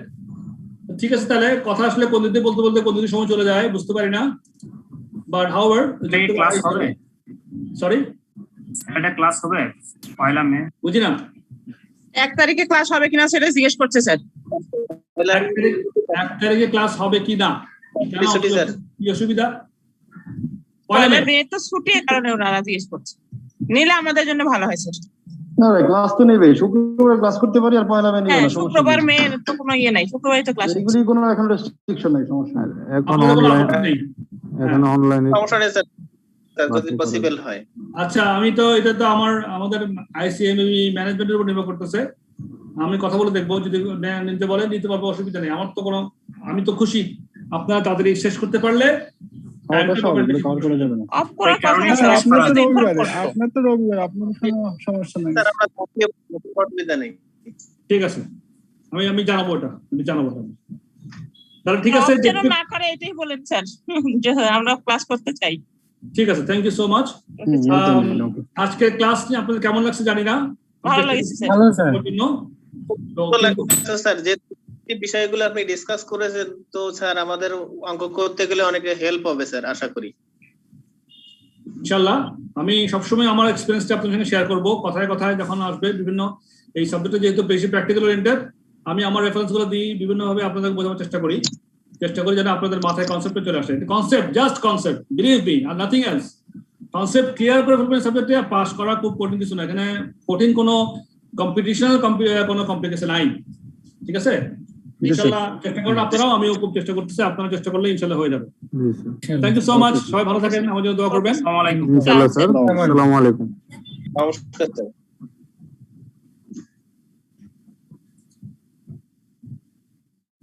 যাদবতা পাওয়া ক্লাস করার সময়